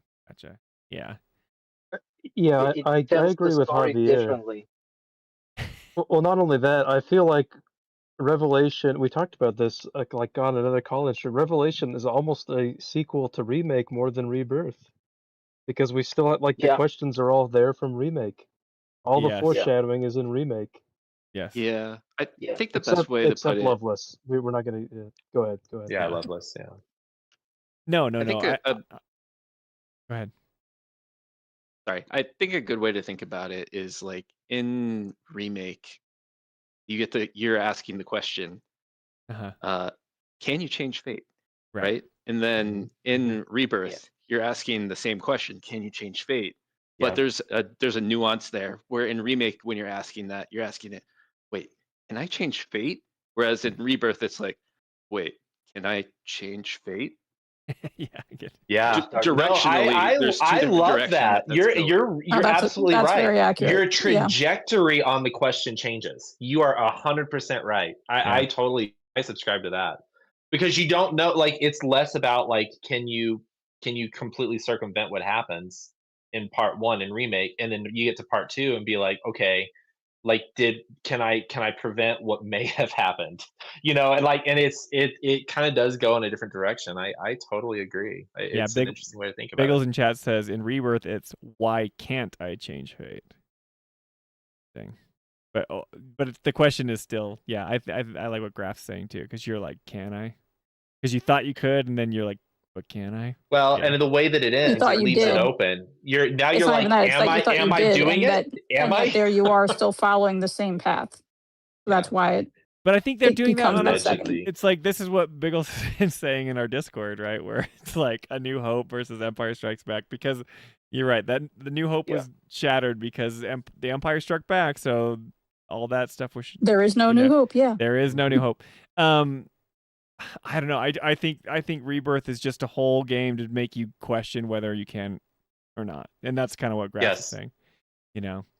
Because they want to keep you guessing, and that's an issue I have with Rebirth that we'll get into on our deep dives or whatever. I think it's interesting, but I also think that it's a lot of wasted time. Whether or not it's like, I know you want to keep us guessing until the third entry, but I just as I'm seeing all this stuff in Remake, I'm just thinking, holy cow, they're totally doing this. This meta narrative is awesome. This meta narrative is awesome. And then I'm like, in Remake or in Rebirth, I'm just like, okay, like, you're really stretching it, right? Yeah, it just feels so long, and it's like, well, we're not gonna tell you. So you just had a big filler middle game until the end, and Feels overly drawn out to you. We Yeah. just want to keep you guessing. Pretty much. Yeah. Pretty much. Anyway, can we end it there, guys? I know that there's more to the play. Is there anything else you guys want to say? No. We reached the chapter, the 3 Aerith chapters. Yeah, I mean, at the end, the plate blows up. Oh, wait, nope, we can't end it now. What was I thinking? You got to see the cat. Yeah, that's what I'm going to. I Toolman's here. What was I thinking? Where is he? What were you thinking? It's getting late. You weren't. It's okay. I know. It's late. No, it's not here. Yeah, it's got to be it's got to be there. Near the end. Explosion. It's after the. There it is. Here we go. Here we go, There guys. Our Scottish boy. Remy wants your Scottish boy. This is how we get out. Just pull up the Brianna live stream for this part. It is so good, Biggles. It is so the look on her face where she's just. Oh man. What just happened? Because Clyde doesn't sit on his arms anymore. Yeah, No, I've noticed he that. holds his That's his a back and change. he grabs Tifa yeah. for the shippers out there. Yep. He's got to hold Tifa Yeah. because Barrett's only got one arm to hold everyone up. He's holding the back The of mountain Barrett's of a vest. man, Barrett, dude. Just his tree trunk of an arm. his I wallet. love that, like, we get a cutscene of your boy, Wedge. Remy, of Wedge. Like, this should be another reason where he dies, right? Mm-hmm. Yeah. The whole, that's a whole nother. Here we go. Our boy. Look at that guy. Look how good he looks in all that that Pre-rendered. the pre-rendered Bad cinematic. timing. This is Bad probably the best timing. he's ever looked. This is Yeah. the only time he's pre-rendered, right? Except Yeah. for maybe the finale of Rebirth. Oh yeah, Of there might Rebirth, be one. maybe, yeah. What a Yeah. king! What a king! This guy. Oh, he's so sad. And he wasn't optional. Vincent and Yuffie were optional. Yep. Mandatory Wasn't My party question member. Mandatory. is: does his crown come off? Dude, Is you he never like leave that? that Did he? Well, you're guess asking the not. wrong question. The question is how does Reeve get inside of that suit? That's the question. Yeah. Projections, though. Contortionist, yeah. Yep. That's crazy. Oh, good stuff, guys. Anyway, cool stuff's happening. I mean, my replay of Remake has been so fascinating. I've had so much fun doing it. This is the first time where I'm really taking the time, and I know, like, I played it the first time. I didn't know what I was doing. I was just enjoying it, letting it kind of wash over me. The second time, I was kind of trophy hunting and looking for certain things. I'm like just thinking about gameplay. But this is the first time where I'm like, okay, like pay attention to these moments and make sure now what I know after playing Rebirth. This time you know. have a podcast. Well, yeah, sure. I mean, I'm the newbie when it comes to the podcast, but it is kind of fun to really dive deep. And it's a frustrating thing because as a developer, I'm sure that if you're weaving this meta narrative, you really want you want players to engage with it at this level always, right? Yeah. Unfortunately, that's not going to be the case. People are just going to say, well, I liked summoning Ifrit and he looked really cool, you know? Or like, Not how people play games anymore, though. Sure, right? But it is fun. Like, I like that the game gives you more the more you put into it. But yeah, What is anyway. it? Oh, most players now that are in the demographic that Square Enix wants play on their phone or Yeah. play mobile. Or a free-to-play game, you know? Yeah. Yeah. True. Yeah. It is kind of tricky to So, make them sit around for a all the narrative. basically all the kids that would have time to replay this multiple times over like we used to Yeah. don't play this type of game. Right. Crazy. I don't know. It's just that's like another problem that probably will never change, right? The market's already Mhm. switched to those kids. That's why I said get married, have kids, and force them to play good games. It could I'm change already teaching my eventually. kids. I'm already teaching them to play Final Fantasy. He asked about Final Fantasy music today. I'm really jazzed. Nice. I'm jazzed about that. So, You have a boring Ocarina of Time remake to introduce them to. it's gonna be so boring. We don't know. There's Yeah. not whispers in that game. I'm Oh, thinking there about would it be now. whispers in it. It would technically fit better The for pose. Ocarina. It is Oh kind my of dad, sad. that's actually Time true. shenanigans. Yeah. I mean, yeah. There's Pose. That's right. There's There's Anyway, no Blue Cetra baby in it though. There's no Blue Cetra baby. We don't know that yet. Okay, yeah, you're right. We don't know what I'm we're telling gonna you. Did If they somebody call get a them secret copy of Wispos- the new Ocarina? Wispos. If Oh, so, they If won't. send it they my call way. them Wispos, They then won't we call know. them Wispos. I That think sounds like a cereal. the thing about Nintendo, though, does. the reason why they can get away with this is because they will release it, and then parents will let their kids play it for the first time because they're nostalgic about it, and then a new generation will play Zelda and enjoy it, right? And then you can keep them on the train. Going back to that conversation, all the way back to Capcom versus Square Enix and their paths forward in the market or whatever. The thing about Zelda is that Zelda reinvents itself all the time, but it just seems to retain and get new people all the time, right? And I don't know if that's just because we're like Disney adults or like Nintendo adults where we can't say our nostalgia is Well, too it's just- powerful to give up like our love for Zelda and Mario, so we stick around and then new people get introduced But it's also to the it. safe game or the Sure. safe place to bring your kids to for gaming. Yeah, exactly. Like, okay, right. yeah. So you're gonna be And they're playing the consistently Zelda. good. It's a They are. great game. Oh, I mean, I think Yeah. arguably Breath of the Wild is one of the greatest games ever made. But it reinvents itself, whereas like Final Fantasy hasn't been able to reinvent itself in a way that attracts new players and has this generational like amazing thing. I think Remake trilogy is getting close to that, but I think it hurts it with the 3-part narrative over 7 years. I think it's awesome. Hopefully the payoff rules, but we don't need to go over that again. But you guys are awesome. Thanks for hanging out in the call-in stream. What did you think of the group stream? Was that too crazy or did it work out? I love the I think chaos. that seems kind of dead. What? I hate chaos personally, but that's beside the point. Yeah. Chaos reigns. I think thank you for being respectful and taking turns. I know that not everybody got to chat, but I mean, I think everyone got to chat, but hopefully you got to say the things you wanted to. Because I want to do these call-in streams for you guys. Yeah, I think you guys did good, but thanks for being respectful and allowing other people to speak. You guys are great. Yeah. Did we do this again? Thanks, man. In the future. Sure. Yeah. Yep. If you don't get off the stream and just take up smoking after this and be like, oh, I'm never doing that again, then we'll expect to do this later at some other point. I enjoy this, believe it or not. I think it's cool. And This is adult time. Remember yes, that. this is where the kids are in bed. I enjoy hearing from the community more than maybe like I don't know, like when you say I have a podcast now, so I have to care or whatever. But Simon says nice, good chaos, right? To me, it's like I want to hear from you, like hear your opinions. Everybody always hears my opinions and Jolie's opinions, and then like if you go to creators or whatever when they're doing stuff, you hear the same people say the same stuff all the time. I don't know. I just like when I want to encourage other people to call in and say what they think. So Graf, thanks for tuning in. A lot of these other people have talked to like Graf. Dustin and Javier and Alyssa and know each other. But that was Welcome cool to the that club, you hopped in. Graf. It was nice having you in, man. Yeah, thanks for having me. I appreciate it a lot. It was a You good had- conversation. You Yeah, had good job, awesome man. insights, man. You I thought had it was- great points. Yeah, for sure. Great points. I thought it was, you push back on the. Yeah, it was fun I'm hearing like, from you. we need to get to the plate, but you're right. It's like that tension that it's building. They're doing it purposefully, and I really like what you said about the. Can we change fate? Change fate.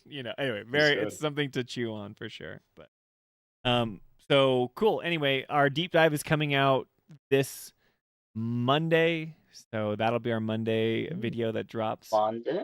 So you have new content finally. We're not just regurgitating the same old stuff. If you want to Are we on watch chapter 10, part 15?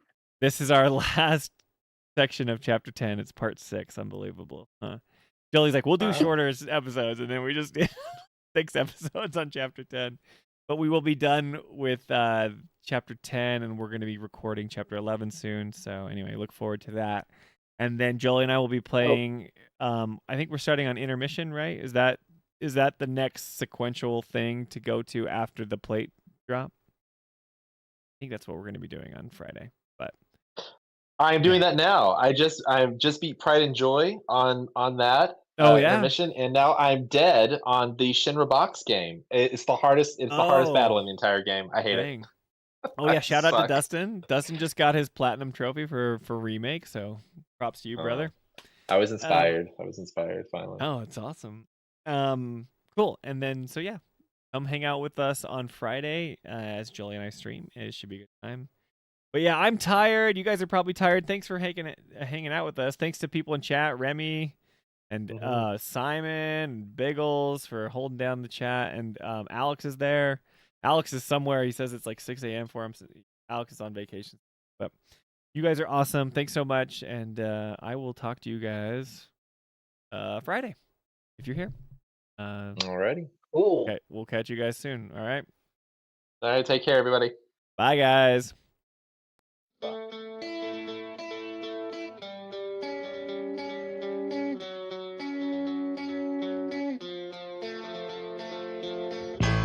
me tell you my opinion.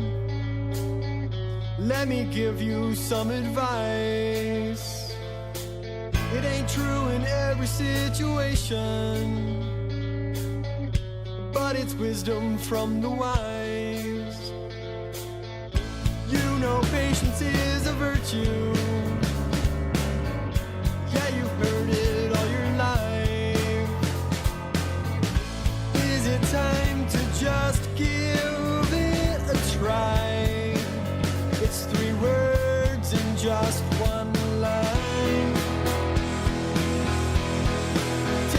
time. Get that ring off your finger, girl, 'cause I don't think you're ready quite yet. I'd be willing to bet, for heaven's sake,